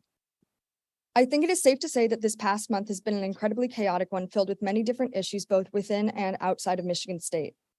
Due to this, I wanted to focus my report on student support during these times, which is something that you will see to be a reoccurring message throughout the rest of the liaisons. While student support is a relatively broad topic, I wanted to break it into two main categories: communication and assistance. As we're seeing a complex international issue impact the world, I wanted to stress the point that communication is key. This starts off with clarifying when and what the board should or shouldn't be speaking out on. The board has a very legitimate and large presence on campus, so ensuring that there is some form of clarity on what would be an issue that would prompt a statement is something that would be beneficial to all students. There needs to be an active understanding that what you do and what you say both publicly as the board and personally sets a tone on campus. Not everything needs a comment. Sometimes it's just about the support that happens internally. Going off of this, when addressing issues that might emotionally or personally be affecting different marginalized communities on campus, the focus should be more on facilitating positive and collaborative communication, along with providing more information and education, rather than just issuing vague and overarching statements that really seem to have no true care behind them. Knowledge is power, and the student body as a whole will only continue to fracture if misinformation and the lack of internal support continues to spread. I have personally seen the distress that can come from putting students into positions in which they might not be fully equipped or fully educated on to deal with, which leads into my second point under student support: assistance. We come to Michigan State to be students. This doesn't mean that we don't also want to be leaders or aren't capable to step up in these ways, but we are students first. We are still learning and growing much like everyone else in this room, but the advantage that you all have is that you have more experience and knowledge that has gotten you into the roles that you hold today.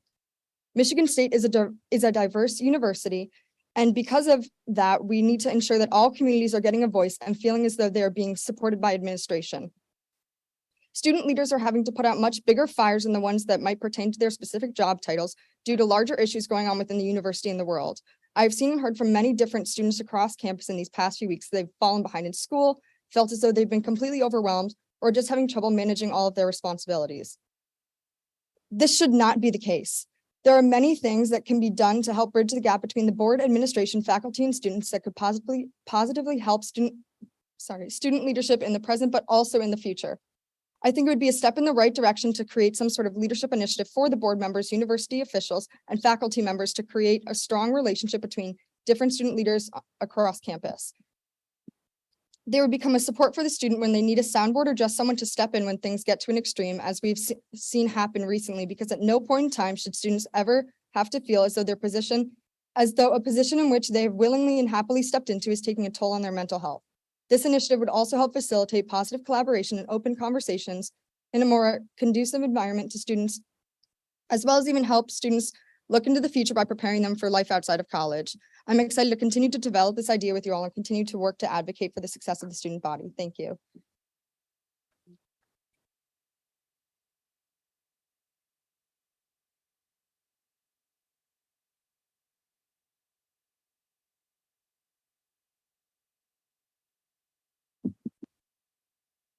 I always feel bad. I always feel bad when I have to use a microphone because I have to move it up and it's just going to get brought right back down as soon as I'm done here. But good morning, everyone. My name is Taylor Sutton and I serve as the president of the Residence Halls Association. We represent over 15,000 students across our 5 neighborhoods here at MSU. To begin with, I'll start with the good news. I'm pleased to report we're having a very strong year for engagement with their students. We've achieved quorum several weeks ago. Various pieces of legislation and projects, especially in our committees, are currently happening, and I hope to share more about those as the year continues. In addition, it's been a strong year for programming. Many of our events have already happened, and we have several coming up, especially related to stress relief events around finals and midterms, which I know that we are already in. I'm feeling the pressure myself with some of these papers, but we're getting there. In addition, we've been working on expanding our no-cost technology rental program to help support various RSOs and student orgs here on campus. One of the things I spoke about last time I was here was working on ways to directly collect and share student opinions on safety at this university. My team and I are working on finalizing a survey that will be going out here. I'm shooting for mid-November. In order to directly collect student voices related to certain aspects of campus safety and see what our students are prioritizing in things they need to feel safe here. We've also been working on several smaller projects to this aim already, working with residents education and housing services, as well as Department of Police and Public Safety, and expect to continue to work with them on many of these projects. In addition, we are working on organizing a series of town hall events that will be taking place around campus in our various neighborhoods over the next several months to provide another avenue to collect student voices. Between both of these, as well as other things we're working on, I want to collect as many student voices and directly raise them both to this board as well as other places within our university administration. On the note of safety, with the release of the after action report from February 13th, I think safety continues to be a highlight in everyone's minds right now. I've taken the time to read through the report, and for many of you here, if you have not, I highly recommend that you do the same. For one, I would like to commend the university for already taking action towards many of the recommendations provided. I know for one, I can attest that all of my classrooms have had the locks installed on the doors, which many students have expressed appreciation for.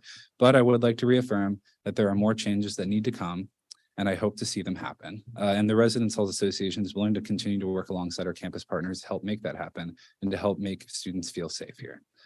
For those of you that know me, you know that I tend to keep things fairly lighthearted, but I feel the need to end on a slightly more serious note. For one, I would like to thank our interim President Woodruff and Provost Yaitzko and many others who have stepped up in interim roles in this university. However, given recent current events, as well as the approaching conclusion of the Presidential Search Committee, I feel the need to reaffirm that this university needs a strong, permanent leadership. We've heard about many of the upcoming projects at this university. We've heard talk about MSU helping revolutionize the next generation of our education. If we want this to be successful, we require proper leadership in order for this to happen.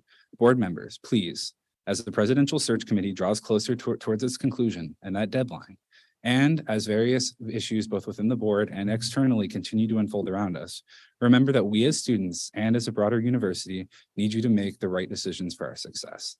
I didn't initially have this in my notes, but I feel the need to add it. But as a survivor myself, I encourage the release of the Nassar documents. Thank you.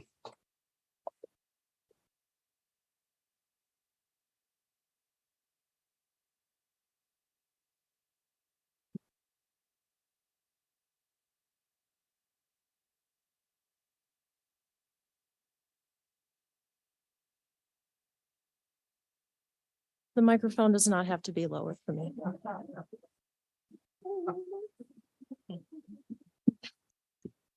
Thank you, Board of Trustees, for doing all of this for free. I can't believe that you do it for free. And thank you to everyone that has worked with me personally, that being all of you, to create a better campus. I'm going to enumerate some of the ways in which we have worked together to create a better campus.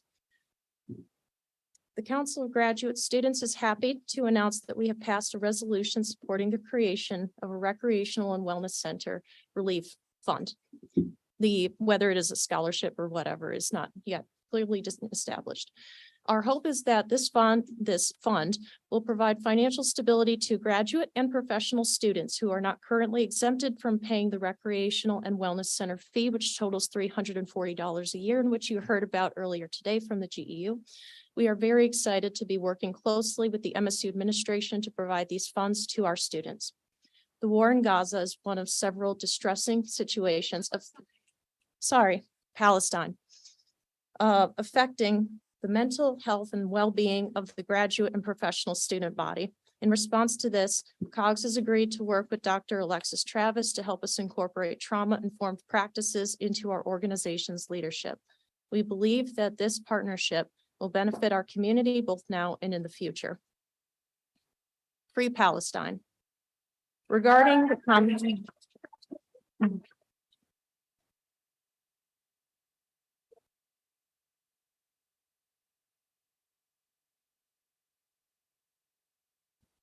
Regarding the conflict brewing within the Board of Trustees, our organization is diligently taking the time to review the evidence and develop an appropriate response with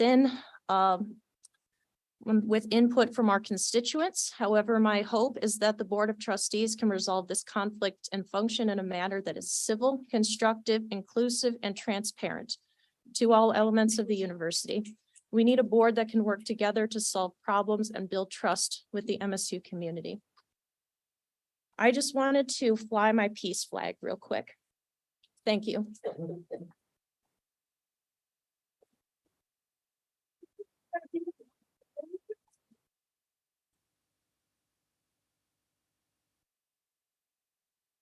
Collective action that our voices are heard. Thank you.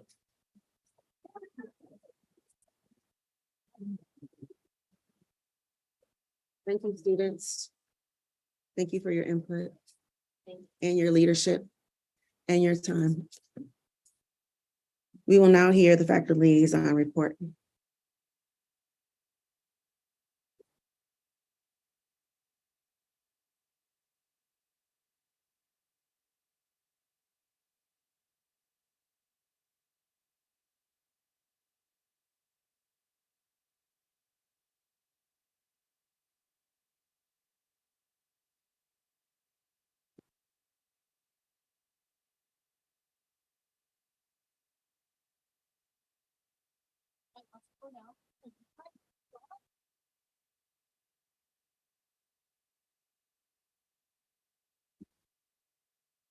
Hi, everyone. I'm Jack Lipton. I am the chair of the Faculty Senate for Michigan State University. It's good to see you all again. The faculty, I'm going to give you the report, the faculty liaison report of our faculty delegation for this month. So the faculty delegation appreciated the frank discussion we had with the trustees yesterday. We raised concerns regarding the ethical framework they have created for themselves and whether their oversight and self-policing are sufficient to ensure that they are meeting the absolute highest ethical and moral standards as the final governing authority at Michigan State University.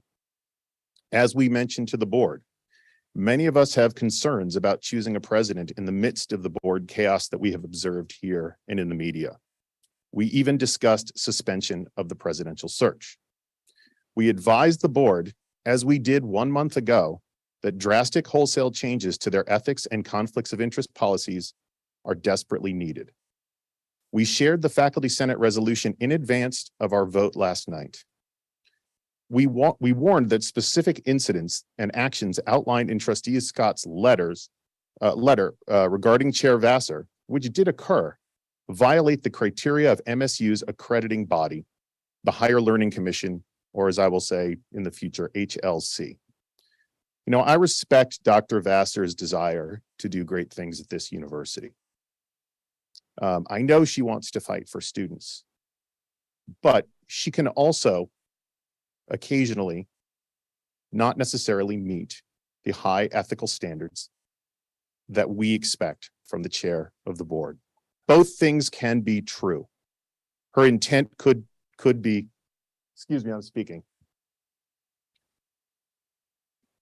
Her intent can be true. The methods may call into question certain judgments.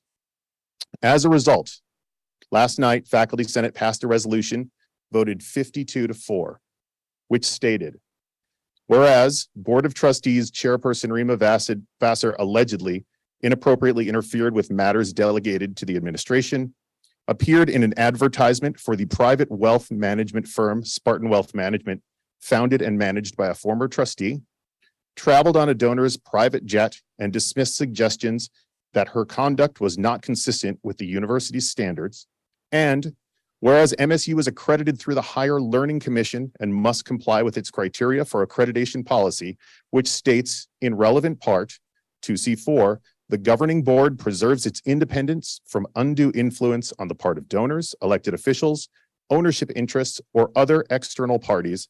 And 2C5, the governing board delegates day-to-day management of the institution to the institution's administration and expects the institution's faculty to oversee academic matters. And whereas, in a statement, Chairperson Vassar acknowledged flying on a donor's private plane to sit courtside at an MSU basketball game and failed to address the allegation that she effectively endorsed an external party's wealth management firm by appearing in an advertisement in her capacity as chairperson. And whereas Chairperson Vassar's statement did not address the allegation that she, quote, without the knowledge or participation of the interim president, met, quote, with Lansing officials to pitch moving university colleges and students to a Lansing site. Therefore, be it resolved, Chairperson Rema Vassar's admitted and uncontested actions violate the standards of quality by which the Higher Learning Commission determines whether an institution merits accreditation, and as a consequence, the Faculty Senate calls on her to resign from the Board of Trustees. And be it further, not continue until complaints to the Higher Learning Commission are investigated by the administration and evidence is provided that we are again in compliance with HLC criteria. Resolved that if Chairperson Vassar does not resign as chair, the Faculty Senate calls on the Board of Trustees to remove her as chairperson and calls on the governor to begin the process of removing Chairperson Vassar from the Board of Trustees per MCL 168293. And be it further resolved that the Faculty Senate will file an official complaint with the Higher Learning Commission regarding Chairperson Vassar's actions and request that the HLC will provide the trustees with the professional development for which the Faculty Senate has previously called. We urge the board to have a wholesale reevaluation of their processes, priorities, and actions, and bring us into compliance with the Higher Learning Commission criteria and make any ARC investigation into the findings public. I thank Trustee Scott for bringing these issues into the public sphere.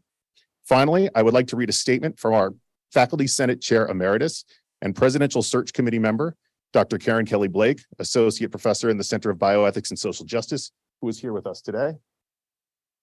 In the back, these are her words. Good morning.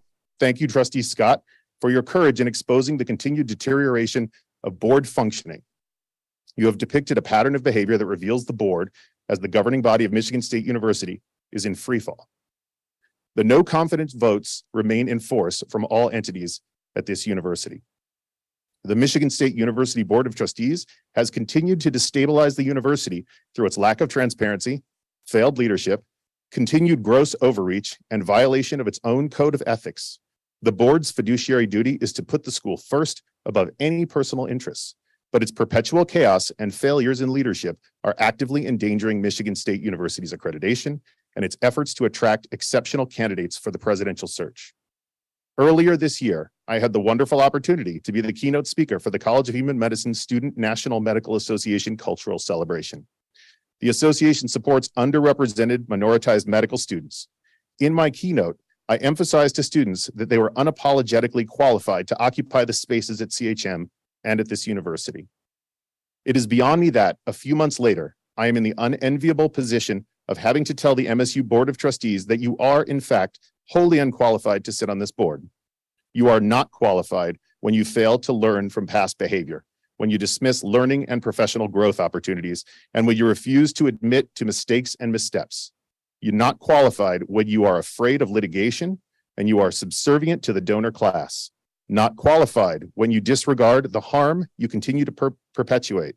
Not qualified when you lack critical and thoughtful assessment of how one's actions produce consequences for a university community, lack long-term planning and strategic thinking, and lack principles and ethical behavior.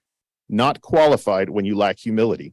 To quote a dear friend and colleague, quote, principles are principles only if they hold when it is hard. If they do not hold when it is hard, then principles are hobbies. The board is not qualified when it fails to see its actions causing its own peril. The university community wanted a different relationship with this board. We hoped for improvements when the Faculty Senate called for professional development and board training, but improvements can only come with a new board. The state of Michigan Constitution gives the board unfettered control over university affairs. We overcome that problem by getting out the vote and engaging in activism to end election of boards for 3 universities in the state, as Michigan is the only state in the union to elect university boards. If one is unqualified for a job, then one should have the opportunity to improve and gain the needed qualifications. However, when one squanders that opportunity, as demonstrated here at MSU, then one must seek employment elsewhere. This community demands stability, and it is heartbreakingly clear that this board is uniquely unqualified to govern. Thank you.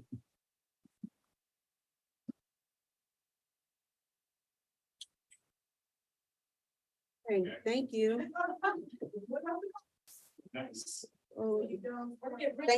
Please refrain. Let's continue with the meeting.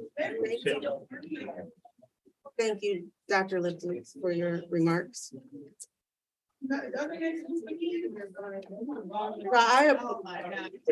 We call for decorum in the room. Call for decorum. Trustee Vassar. Thank you, Jack Lipton. Appreciate your comments. I want to first read the prepared comments that I want to make sure I get to, and then I will talk about this week. Part of my life's work has been advancing access and inclusion for students of all backgrounds. I take special interest in this work at MSU, as evidenced today, and would like to highlight 2 new programs. First, I'd like to echo the excitement about MSU's position as one of the first institutions in the state to offer a tuition-free scholarship for qualifying in-state residents. This new program will redefine college access and affordability, and I look forward to seeing its impact as we prepare the next generation of citizens and leaders, innovators, and creators, and so many others who will help strengthen our state, nation, and world. This is critical for minoritized youth in Michigan. We do know that Black women are the most educated subpopulation in the United States. And they are also the ones saddled with the most debt to income ratio for paying back student loans to pay for that education. So I am really, really happy about this new program. Second, on a smaller scale, but very important, is the CREATE micro grant program offered by MSU's College of Arts and Letters and facilitated by the Dean's Arts Advisory Council with support from the MSU Federal Credit Union, thank you, and departments across the university. This program offers students amazing opportunities to pursue creative endeavors. The board congratulates the 13 students awarded grants, and we look forward to seeing the results of their creative projects in poetry and painting, screenwriting and sculpture, and music composition. This week has been tough. We've been in a pressure cooker together. That's how I feel.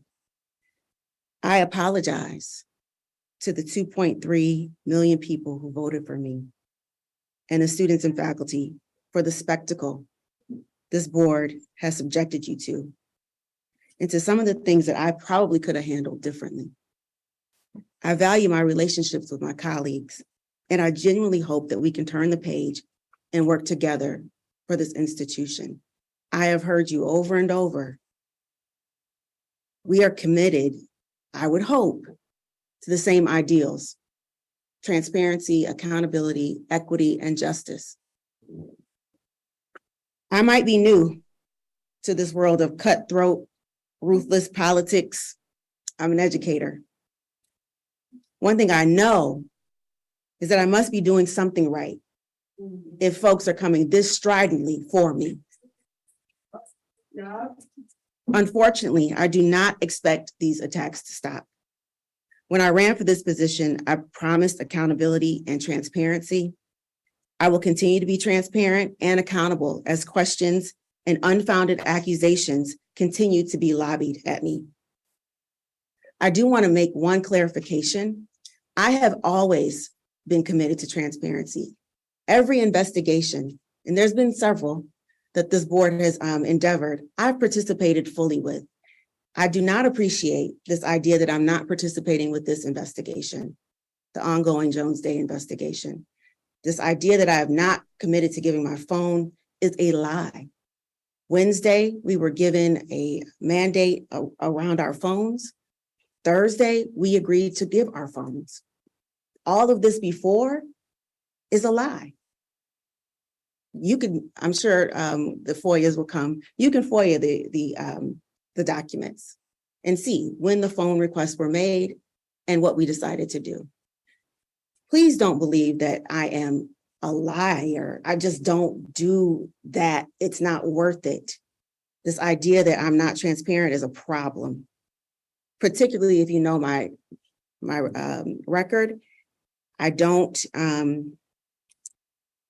engage in activities that are, I'm trying to make sure I'm careful so that I don't implement or implicate anyone on this board. There have been times where I didn't agree with the board on certain things like the certification of, I'm sorry, with the administration on certain things like the certification of OIE reports. I didn't participate until we got proper training. I just didn't participate. My idea of transparency and accountability is supporting and being accountable to survivors. Additionally, I'm looking forward to a review of my conduct, as I am not aware of any policy I have violated. Meanwhile, I call for the following actions. Because we do not have, well, let me say first, ongoing professional development. This board has engaged in professional development in the past, but we do need training on onboarding. We need to be aligned with applicable Association of Governing Boards of Universities and Colleges and their recommendations for governance. I'm committed to continue that development. Secondly, because we do not have a travel policy related to private transportation, I am requesting that the ARC committee construct a clear policy to inform our choices around private flights, for example. I do know that several people on this board have been on private flights.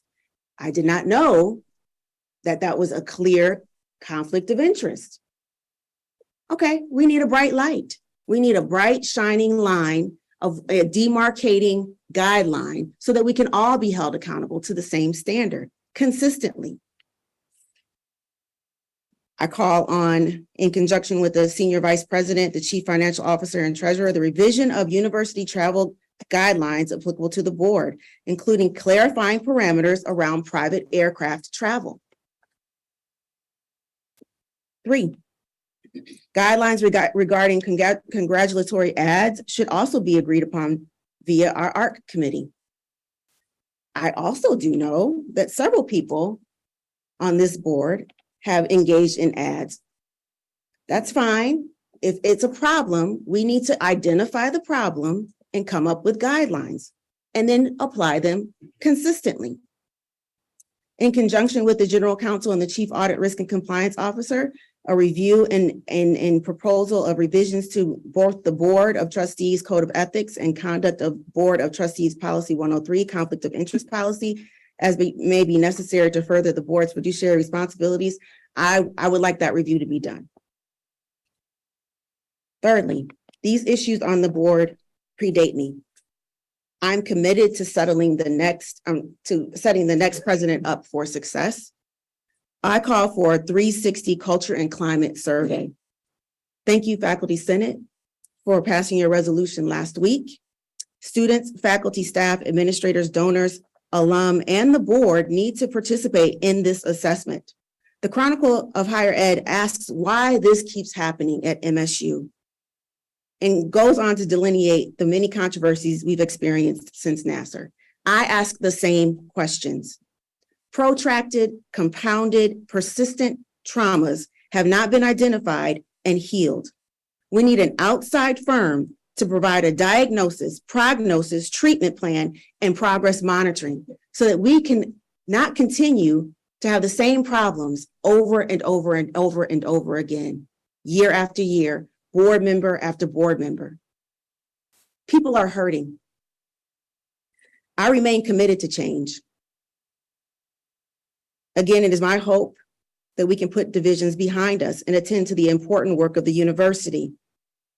After Saturday's anti-Semitic debacle, the persistent racism Black students have endured, rampant Islamophobia and xenophobia, questions around the administration's decision-making and unresolved issues related to OIE investigations. We want to know who knew what and when and what they did about it. We deserve those answers. Perhaps most importantly, the task of selecting a new president. There's much work to do. I support the ordinance that was proposed today around hate crime. I support the students who came today to speak on behalf of their own issues, and for those who also came to speak on my behalf. I'm committed to you. I want to make sure that you all feel that you are safe and welcomed, that you feel included, and that you belong on this campus. You pay your tuition. You chose MSU. MSU needs to choose you.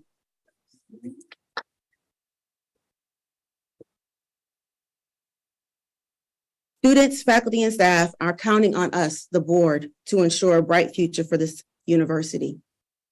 I will not let them down. Go green. We'll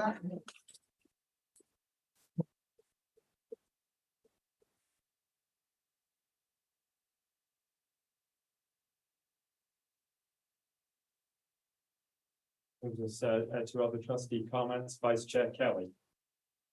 Okay, wasn't going to make any comments today, but I'm going to have some very brief comments. Once again, we're talking about ourselves, the board. And what I've thought about over the last couple of weeks is supposedly why we're all here, which is public service. That's something I hold very important. And I also, and public service is usually time, effort, and money. But public service is also something known as public sacrifice. And sacrifice means that sometimes you're embarrassed, sometimes your reputation is challenged, sometimes friendships are challenged. But if you're on this board to do what's in the best interest of the university, and that's your only goal, then reputation, embarrassment, friendships have to be put aside. I've heard a lot over the last couple of weeks of I. And it should be what's in the best interest of the university, nothing else.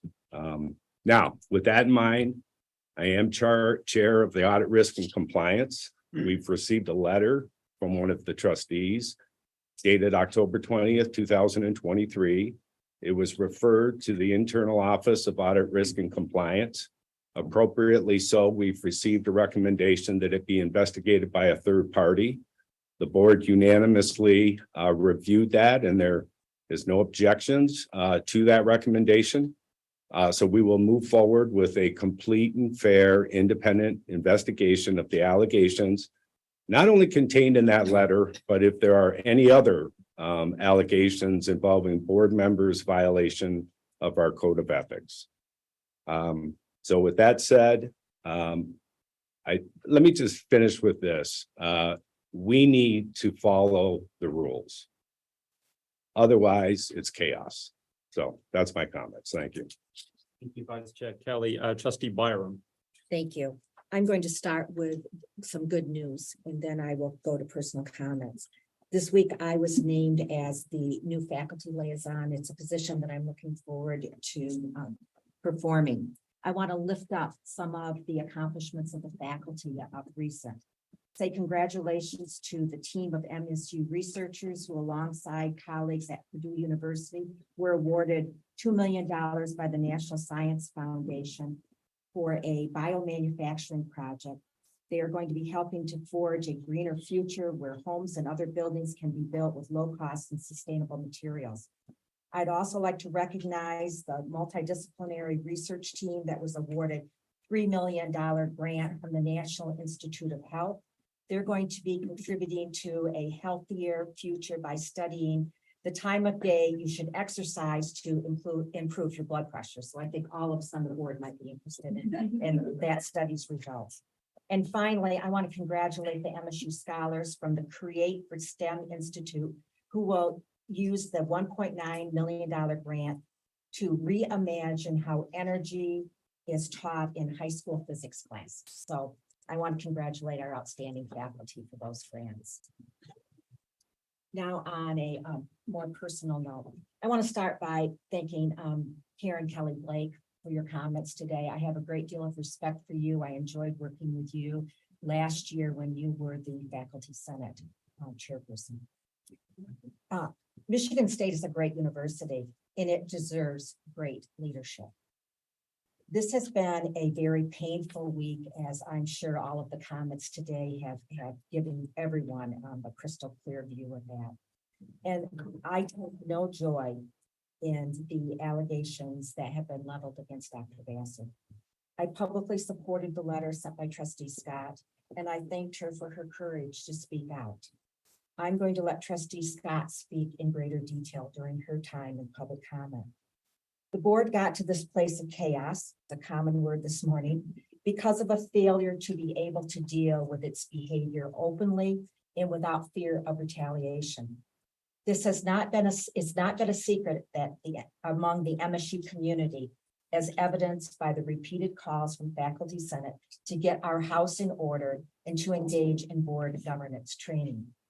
Chair Vassar outlined in her comments some of the activities that we need to get in order, and that is have a clear line on travel policy. It is to have clear guidelines on conflict of interest, and the governance principles that at the beginning of this year, before we started a presidential search, are yet to be adopted. And that really defines the governance role of the university and keeps us in our lane or in our role. I think all of us at the board table support those. They're in various stages of being worked on. They've been being worked on for months, including the tax policy that I know Lisa Frace has been very involved in and sits in the ARP committee and is almost finalized. So we have a presidential search underway, and MSU will not be able to achieve a successful presidency and stable leadership that this university so desperately needs until and unless the board can correct its behavior. I think that's the real finer point in all of this. Whether we pause the search, whether we go forward and have a president identified before Thanksgiving, we will not have a successful presidency if this board cannot get its collective act together. I believe to make these necessary corrections now before it escalates any further, we do need to fully investigate the allegations outlined in Trustee Scott's letter. That is being done, and Dan Kelly explained that in his comments, and I support that. Any findings must be taken seriously and they must be acted upon with transparency. Earlier this morning, I brought forward for discussion when we just before the board meeting that we have a resolution to remove Dr. Vassar as board chair. That did not get 3 votes to put in front of us today. I also had a conversation with her that I think in the best interest of the university, you should step aside in this interim. That was my request, and that decision lies with Dr. Vassar. But at the end of the day, this is a great university and it deserves great leadership. And I will do my part to make sure that that leadership is here for future generations. Thank you. Trustee Dano. Gavel. The clerk in the boardroom, please. Trustee Dano. Excuse me. I'll be really short. I just want to say, I want to mirror what Trustee Dan Kelly said, that basically, I got on this board. I wanted to work with others. I wanted to build coalitions to make this university and to make our communities better. When I put that resolution today, you called it an ambush, and if that's how you feel, I'm sorry about that. I apologize to the rest of the trustees. My intent was never to ambush anybody. My intent was for what I think to do the right thing and try to move it forward. So I apologize to anyone who feels they were ambushed, and hopefully we can work together to get it done right. Thank you. Trustee Dano. Trustee Kanaki Jefferson. Thank you. So I want to begin by thanking all of the speakers who came and showed up today, for your time and your courage. As always, I am listening. I see you and I hear you and I'm listening. I appreciate your action of showing up and also your words, and the words matter. Among the prepared remarks that the administration offered me to share with all of you, I will echo the thanks and gratitude to Dean Green for serving as Dean of the Law College. As some of you may know, that was my original academic home for 10 years. And I appreciate the work that she has done to raise the law school's national profile in terms of its commitment to diversity in particular, and also the work that she's done in terms of enrollment of the students.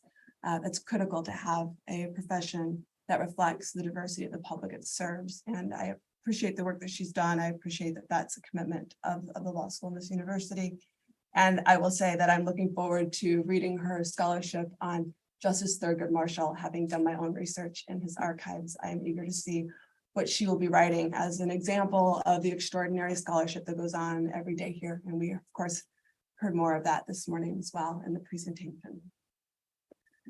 As some of you, maybe many of you, certainly those of you from the media who are here know, I don't speak to the media about board business.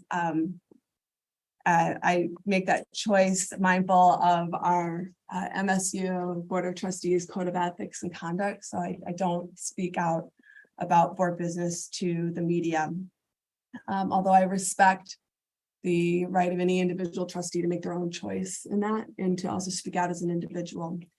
But I will talk to all of you as our MSU community. And so that's what I'm going to do right now. And I want to address some of the things that have been in the media. I agree with Trustee Kelly. It is the last thing I want to do to sit up here and say I or talk about the board. But again, I feel like given things that have been in the media, something needs to be said, and this is the appropriate form to do it, to speak with the community. And so I want to, in response to both the letter from Trustee Scott and some of the media that followed, and then also the resolution from the Faculty Senate last night, say a few things. I want to first begin with that Chronicle of Higher Education article, actually, that came out on October 24th. And in it, Chair Vassar, you remarked that I feel aggrieved because my colleagues voted for you over me as chair earlier this year. I'd like to set the record straight on that. But first, assuming the quote's accurate, I'd like to ask you to stop attacking me.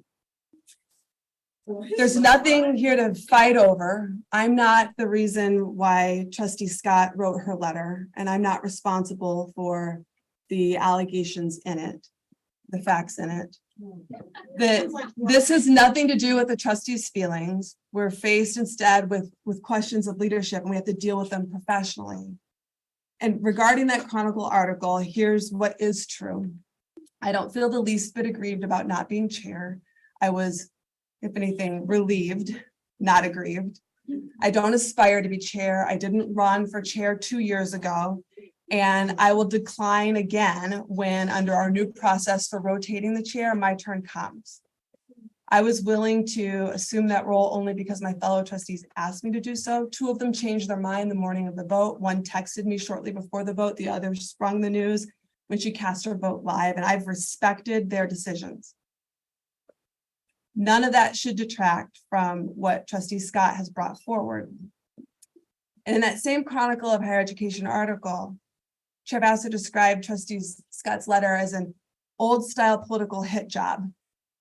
And one thing that I feel strongly about is that politics are not the issue here. I am an elected trustee, but I view my role as one of public trust. My obligation is entirely to the university's interests, not my own. Before my appointment to this board, I had never declared a political affiliation. I had never contemplated running for elected office until I was appointed. I'm an academic and I'm an attorney. I serve as a volunteer to promote higher education. And for those who see only politics, I'm of the view that even politics have to defer to higher ethical values, especially when the goal is to serve in the public interest and to serve our students. in the public interest. And it would be strange. Call for order in It the would be boardroom, please. It would be strange to accuse Trustee Scott as being politically motivated when she herself voted to elect Rema Vassar as chair. I find it regrettable that circumstances compelled a trustee to decide that public exposure is the only viable way to address grave concerns about leadership on this board. We have tried to resolve these issues internally. Since January 23, board members have each undergone at least 15 hours of training and development with 3 different experts on board governance and communication. We've asked questions, we've raised concerns, and they've gone unaddressed. In full transparency to the MSU community, I want to share what I know about the items in Trustee Scott's letter. So on the negotiation of the Gupta settlement, during the February 9th, 2023 board session, the board was informed that Vassar had engaged in settlement negotiations with Gupta, including authorizing the board's law firm Quinn Emanuel to draft a joint statement. And at the time, the board had not been yet named in the lawsuit. It's also true that the interim president, who was herself a defendant in that lawsuit, communicated to us that the chair's actions undermined the university's ability to reach a resolution at that time. And so what Trustee Scott has reported is accurate. On the release of the Quinn Emanuel report, during the February 10th public meeting, the full board voted to release that report, but didn't set a deadline for when it would happen. And after that vote, Gupta sued the board, and our attorneys, both from Quinn Emanuel and our own general counsel, advised the board to delay the release of the report. And Vassar did not follow that advice, but instead released the report. Again, what Trustee Scott said on that was accurate. On the Attorney General's communication regarding the NASA documents, I have no direct knowledge of the communications between Vassar and the Attorney General. I've read the state news article quoting the Attorney General, explaining that Chair Vassar had asked her to send the recent letter reaffirming the demand for the documents. Because the documents came up today, I will just reiterate my position on that has not changed. I agree with Trustee Kelly in supporting the process that he negotiated with Rachel Denhollander, and I always have, or something similar to that, and I will continue to do so. On the advertisement with Spartan Wealth Management in Vassar, I've seen the advertisement in the Lansing State Journal. I don't have any knowledge about it. It speaks for itself. On the text messages with the former trustee, I've read the Deadspin article. I've seen the text messages in response to a media FOIA request. And again, that speaks for itself. On the leak of a claimant's name and the investigation that followed, I learned of the claimant's name in the matter involving the former football coach for the first time in the news reports on September 10th of 2023. On September 11th, the board learned that a particular member of the board was alleged to have leaked the claimant's name. I have fully cooperated with the Jones Day investigation. That includes sitting for an interview a couple of weeks ago. At the time of the interview, I agreed with the protocol requested by Jones Day for the search of my phone. On the February 13th after action review, on September 29th, the independent firm Security Risk Management Consultants briefed the board about its after action report. One of the conclusions found that some members of the board acted beyond their expertise and outside of their appropriate role. A trustee disputed the consultant's findings. Vassar suggested that the consultants meet with that trustee before publicizing the final report to address the concerns and take them potentially into consideration. The version of the report released to the public, it's accurately depicted as watered down from the original version, speaks for itself. On the private jet use, my only knowledge about Chair Vassar's use of private jets is that the chair of Audit Risk and Compliance Committee stated during a recent board work session that she shouldn't have taken the trips. When a question was raised about whether the fair market value should be paid under board policies, she stated she would not do so. It is true we don't have clear policies on that. And then on the amendment to the chair selection process. So the recently adopted amendment that changes the chair selection process is a reform that the board has been considering since at least 2019. And Chair Vassar stated during the work session that when we discussed it, that she would publicly call those of us supporting that change as racist, and she followed through on that. And as Trustee Scott wrote in her letter, race played no role in that vote. I appreciate that Trustee Scott's letter has been referred to the Audit Risk and Compliance Committee for a full investigation. I understand it's going to be conducted by an independent third party. I believe the board also needs to consider reforms to our policies and procedures related to ethics, conduct, conflicts of interest, and especially how we hold each other accountable. I will say for me personally, this has been extremely difficult and not a situation I would ever want to see a future trustee have to face. And I'm sure I'm echoing a sentiment that all of us feel on that. That's probably something we could all agree on. Everything that we've seen this year reinforces the urgency of that review. I'm proud to serve the university as a trustee. It's an amazing institution of higher learning. I have learned so much in this role about the university's positive impact on our students, our alumni, our state, our country, and the world through the work of our faculty, our students, and our administrators. All of us as trustees should be laser focused on advancing the university's interest. And my hope is that this moment of transparency, as painful as it has been, will allow us to do exactly that in the coming days and years. Thank you, Trustee Kennedy Jefferson. So the order in the boardroom, please. Johnson and well, and I am on your side. No, I'm in order, but you, I asked to be in here to speak and you guys would not. Please refrain. You told me it took 48 hours up to 9 o'clock in the state morning. What happened? What you're doing? Please leave the room. Or so we can continue the business of the meeting. Please leave the room. Please leave the room. God don't like what y'all doing. But for people, nothing is gonna be right for you. Nothing.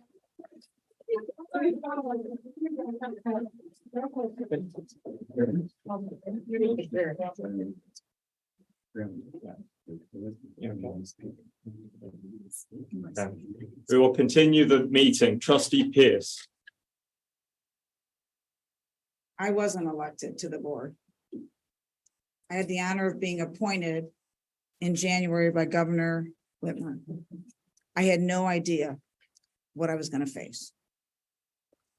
And when I took my oath, I promised to pay attention and keep sacred the code of ethics and perform my fiduciary responsibilities. Since January, let me tell you what we have been dealing with besides the business of the university that the students have brought up and the faculty has brought up. We had a mass shooting on February 13th. I was then, along with the other trustees, sued by Sanjay Gupta.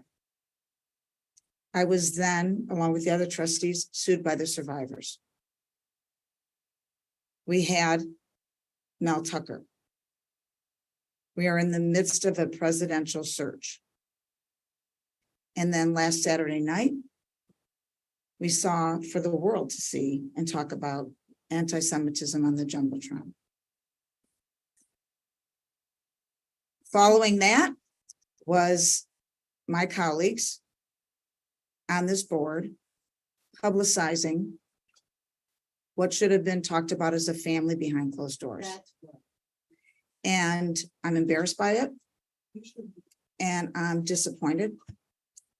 I'm going to quote Monty Williams, who's the new coach of the Detroit Pistons, who said in a group a few weeks ago, everything you want is on the other side of hard. Everything you want is on the other side of hard. And so I was asked the other day, why don't you just resign? You weren't elected. You have a big job. Why do you do it? It's so hard. I'm doing it because on the other side of hard is everything we want. We want a unified university that is educating our next generation of leaders. We want to support our students and our faculty and our staff and the administration and each other. And we've got to get there. And so I'm in it for the long run. Thank you, Trustee Pierce. Trustee Scott. Thank you. I'm going to read my prepared comments. Like others have said, there are so many inspiring accomplishments and events to lift up across our university. I'll just name a few, and as a lawyer, I would like to shine a spotlight on Dean Green's third annual Dean Speaker Series.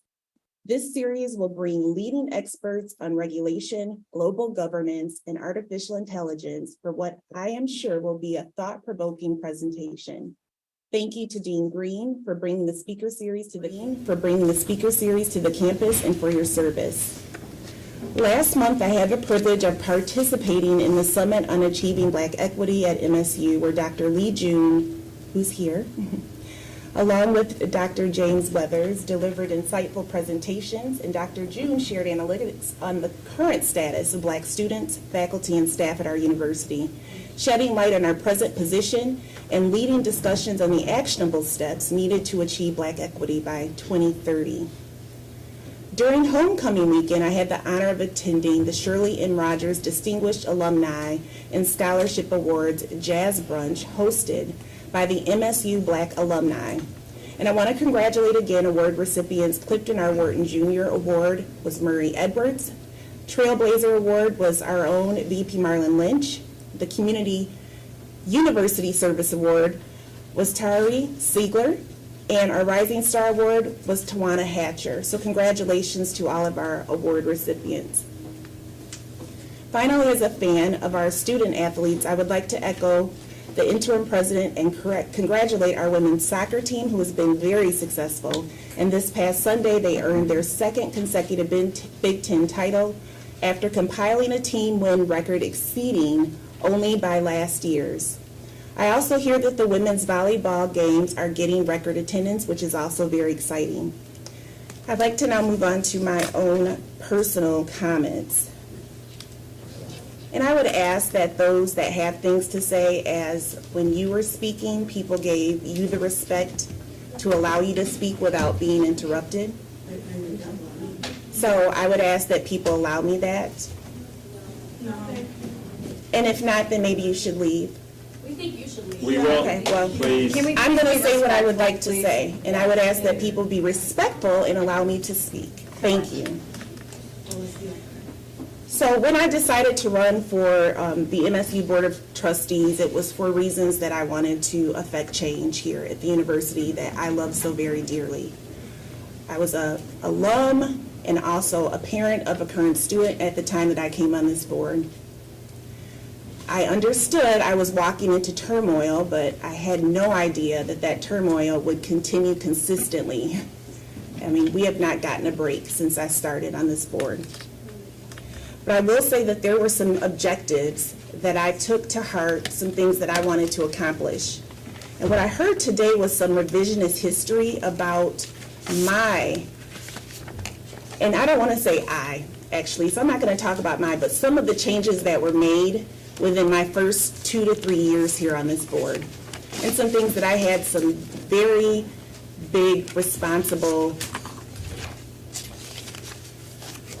insight into, I would say, along with other trustees, Joel Ferguson, who's no longer on this board, Melanie Foster, who I see sitting in the front row, Trustee T-Bay, who actually went on a tour with me to actually implement some things that I felt were important for people of color on this campus. It's very hard for me to sit here and listen to people act as if there's not 2 Black women that are sitting up here on this table. I am also Black. And you can laugh all you want to, because maybe I have not met you and had conversations with you, or maybe you have felt that I have not done the things that you want me to do. But what I will say is what I've done speaks for itself. So let me talk about some of the things that I have done since I've been here. So, yes, I will. So I have had multiple meetings with various constituency groups of the people of color on this campus. Not just Black students, NPHC, the MSUBA, multiple meetings even with BSA. Please. I have had, Please, sorry, Trustee Scott. Please refrain, otherwise, please refrain from kind of interrupting, going back and forth, otherwise you will be asked to leave. She's asking us questions. That, I don't believe that I asked a question. I'm gonna Trustee just Scott's making continue a my, statement. Please thank you. continue. When President Stanley got here, I, along with other individuals that worked on the DEI strategic plan and the strategic plan for this university, pushed for having someone here like Dr. Jabbar Bennett to work on the institutional racism and issues of discrimination that were present on this campus. I worked with Quorum, MSU BA, and others to make sure that President Stanley, during his tenure, set it up so that we could have direct communications between he and the provost office and MSU BA, something that was never achieved prior to me being on this board. I also, along with Trustee Tebay and Joel Ferguson, pushed for the first ever multicultural center, which has already broken ground on this campus. You can laugh, but that was something that strategically we worked on and pushed to make happen. We don't even have a meeting room. Okay. So I think once more, and you'll be asked to leave. That's where we're at right now, okay? Okay. Appreciate it. I'm just trying to sort of keep us moving along. Trustee Scott.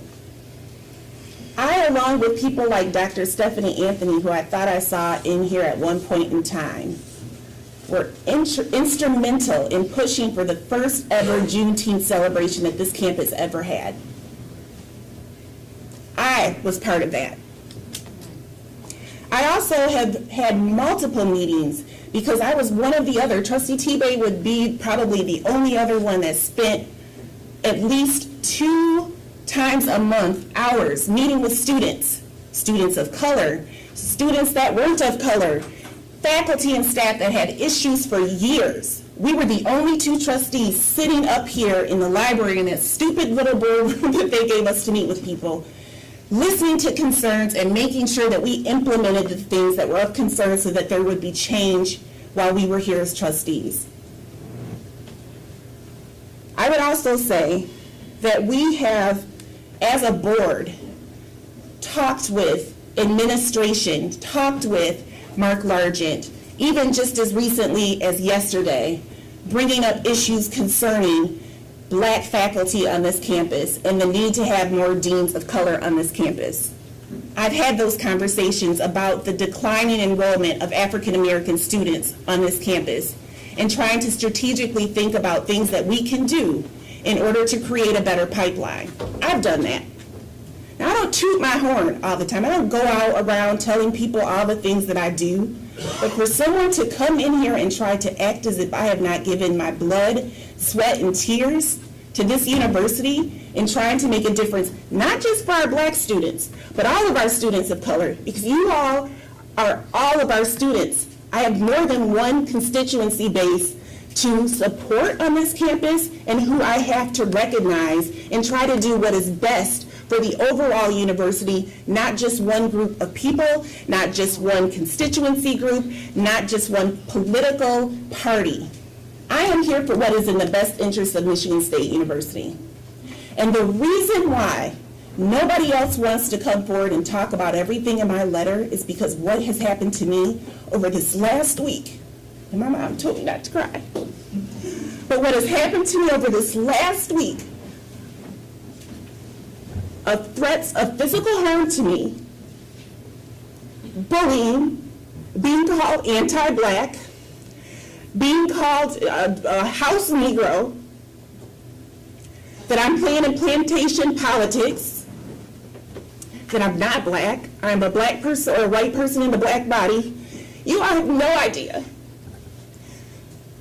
I know you told me not to cry. I'm sorry.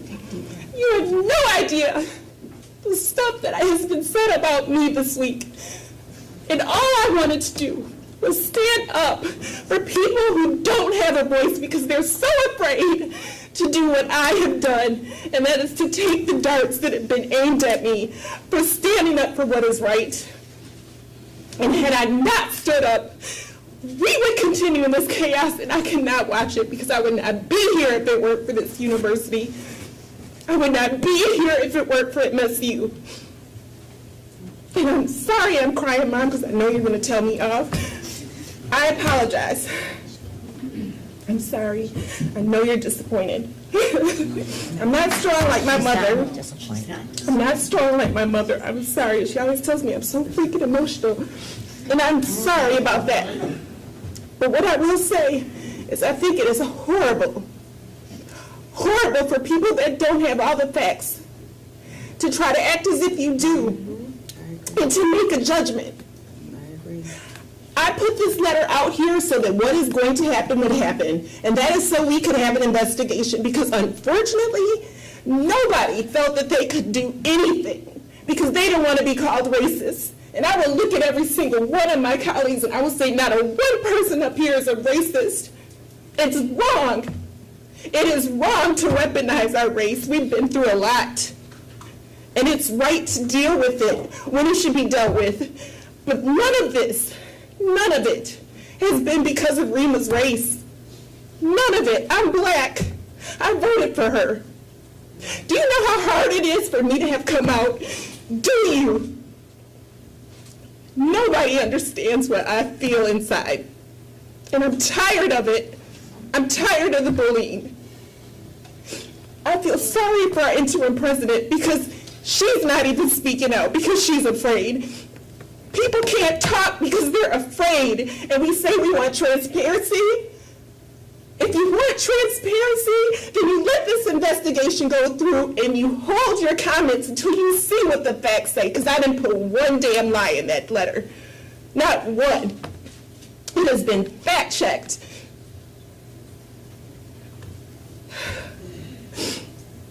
And I also want to say the attacks on Joel Ferguson pissed me off. That man gave more to this university than any other Black person. It is insulting to me that people would come in here and say that me having a building, that I am a 50% owner of a business with that man, has any conflict. But just to let you know you're wrong, I actually went to our general counsel and talked to my board about whether anybody thought it was a conflict before I ever did. That's being forthcoming. That is being transparent. I didn't do anything about behind anybody's back. So fact check that. That business has absolutely no conflict whatsoever. And let's go back to Nassar, because I'm so darn tired of people saying that I voted against and I was the deciding vote. Please point to a record that ever says that myself, since Kelly T. Bay and I got on this board, that we ever voted one time on Nassar. There has never been a vote since I have been on this board related to Larry Nassar. So stop it with this revisionist history that I in some way am the reason why that did not happen. There was never a vote since I've been on this board. That vote was made before I got on this board. I want to say Dan Kelly was 2018 when you guys voted on it. There's never been a vote, so stop blaming me. When we talk about scapegoats, I have been the freaking scapegoat for why this has not happened. It is not my fault. There are 5 people that would have to come up here and vote to make that happen. So if you want to blame people, you blame all of us. You don't blame just me. To be silent is complicit. When you see something wrong and you've tried behind closed doors to talk about it, when you get attacked when you talk about it, when you get threatened that you're going to regret it when you come forward, that's what makes people stay silent. If we want transparency at this university, people should be able to speak their freaking truth without threat. It's wrong.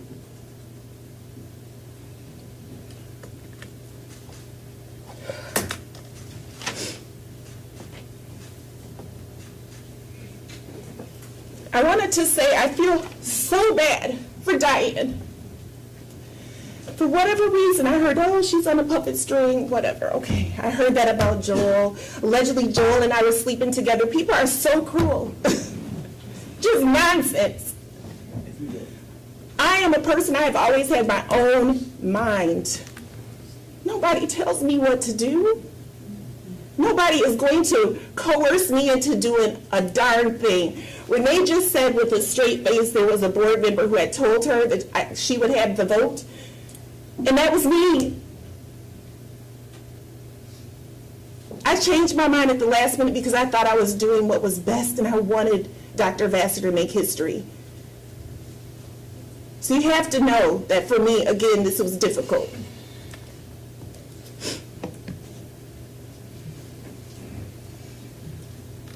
Diane had nothing to do with me writing this letter. I will state on the record, when I actually told some of my colleagues that I was going to write this letter, they were shocked. And everybody was like, why? And a few of them said, are you sure? We're worried about you because you're going to get attacked. You shouldn't do it. But I'm a person of faith. I put on the full armor of God. And I prayed about it, and I'm doing what I believe is the best thing for this university. It has nothing personal. I got more to lose, and I have lost more, including people that I had close relationships with who now are after me just because I came forward. So I'm gaining nothing and losing a lot to have done what I'm doing. But this woman right here is taking a hit, and it's not fair. So if you want to blame somebody, blame me, because I can take it. But don't blame people that have nothing to do with what I did. It's wrong. And politically aligned, I'm the most non-politically aligned person probably up here. Because I'm from West Michigan, I'm a nobody. Nobody even knew who I was. I don't know politics, I don't have relationships. The governor coming out, stabbing out. These are people who came out because they love MSU. So stop blaming other people because other people care and they want answers. And they want to get to the bottom of it so that this university grows. Stop having conspiracy theories saying that this is also Teresa will remain president. It has nothing to do with this. I thank Dennis for his leadership. I'm so happy about what we've done on the presidential search. Nobody's trying to work this out for Teresa. It's unfortunate. She is collateral damage. I've said this so many times. There's no conspiracy here. We want what's best for the university.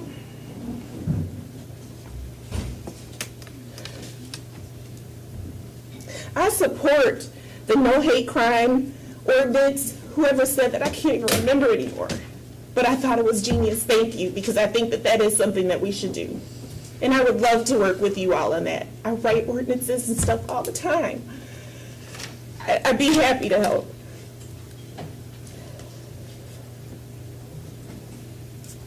Melissa Hudges, I forgot, on our speaker list.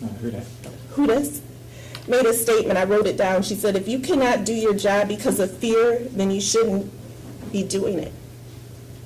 Or something to that extent, she said. I'm sorry.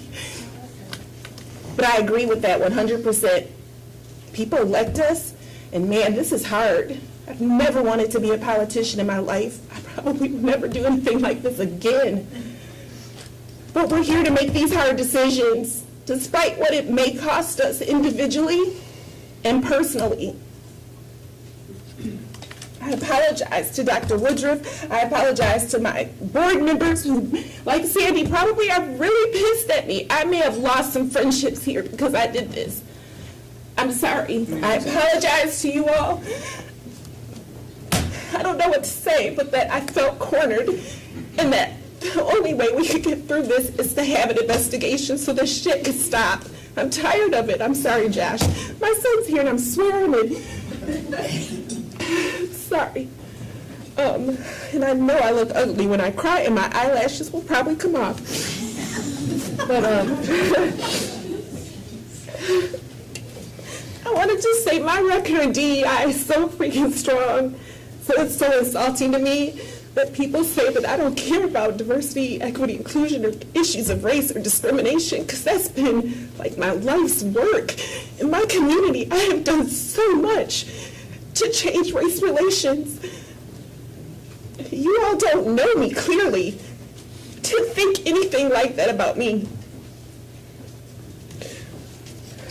And I'm sorry to Brenda Tracy, because yes, I was angry when I saw the text between Pat O'Keefe and Rema. I think that's probably what took me over the edge, because it's wrong to ever victim bash.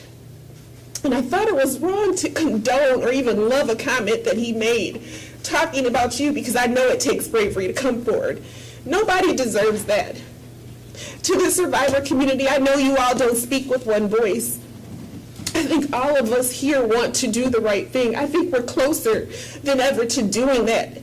But you have to understand, sometimes you don't all know all the stuff that we know here. So when decisions aren't made, you sometimes don't have the background to understand, because we can't share everything that we know as trustees. You need to trust that we want to do the right thing. People's hearts are in the right place. Sandy, my eyelashes coming off. You're good. She's looking at me. I'm here. I think that's it. I'm sorry. Okay, thank you, Trustee Scott. Trustee Tebay. I'm gonna let Brianna have the last word. Thank you very much, Interim President Woodruff. That concludes trustee comment. Is there a motion to adjourn the meeting? Is there a second? All in favor? The meeting is adjourned.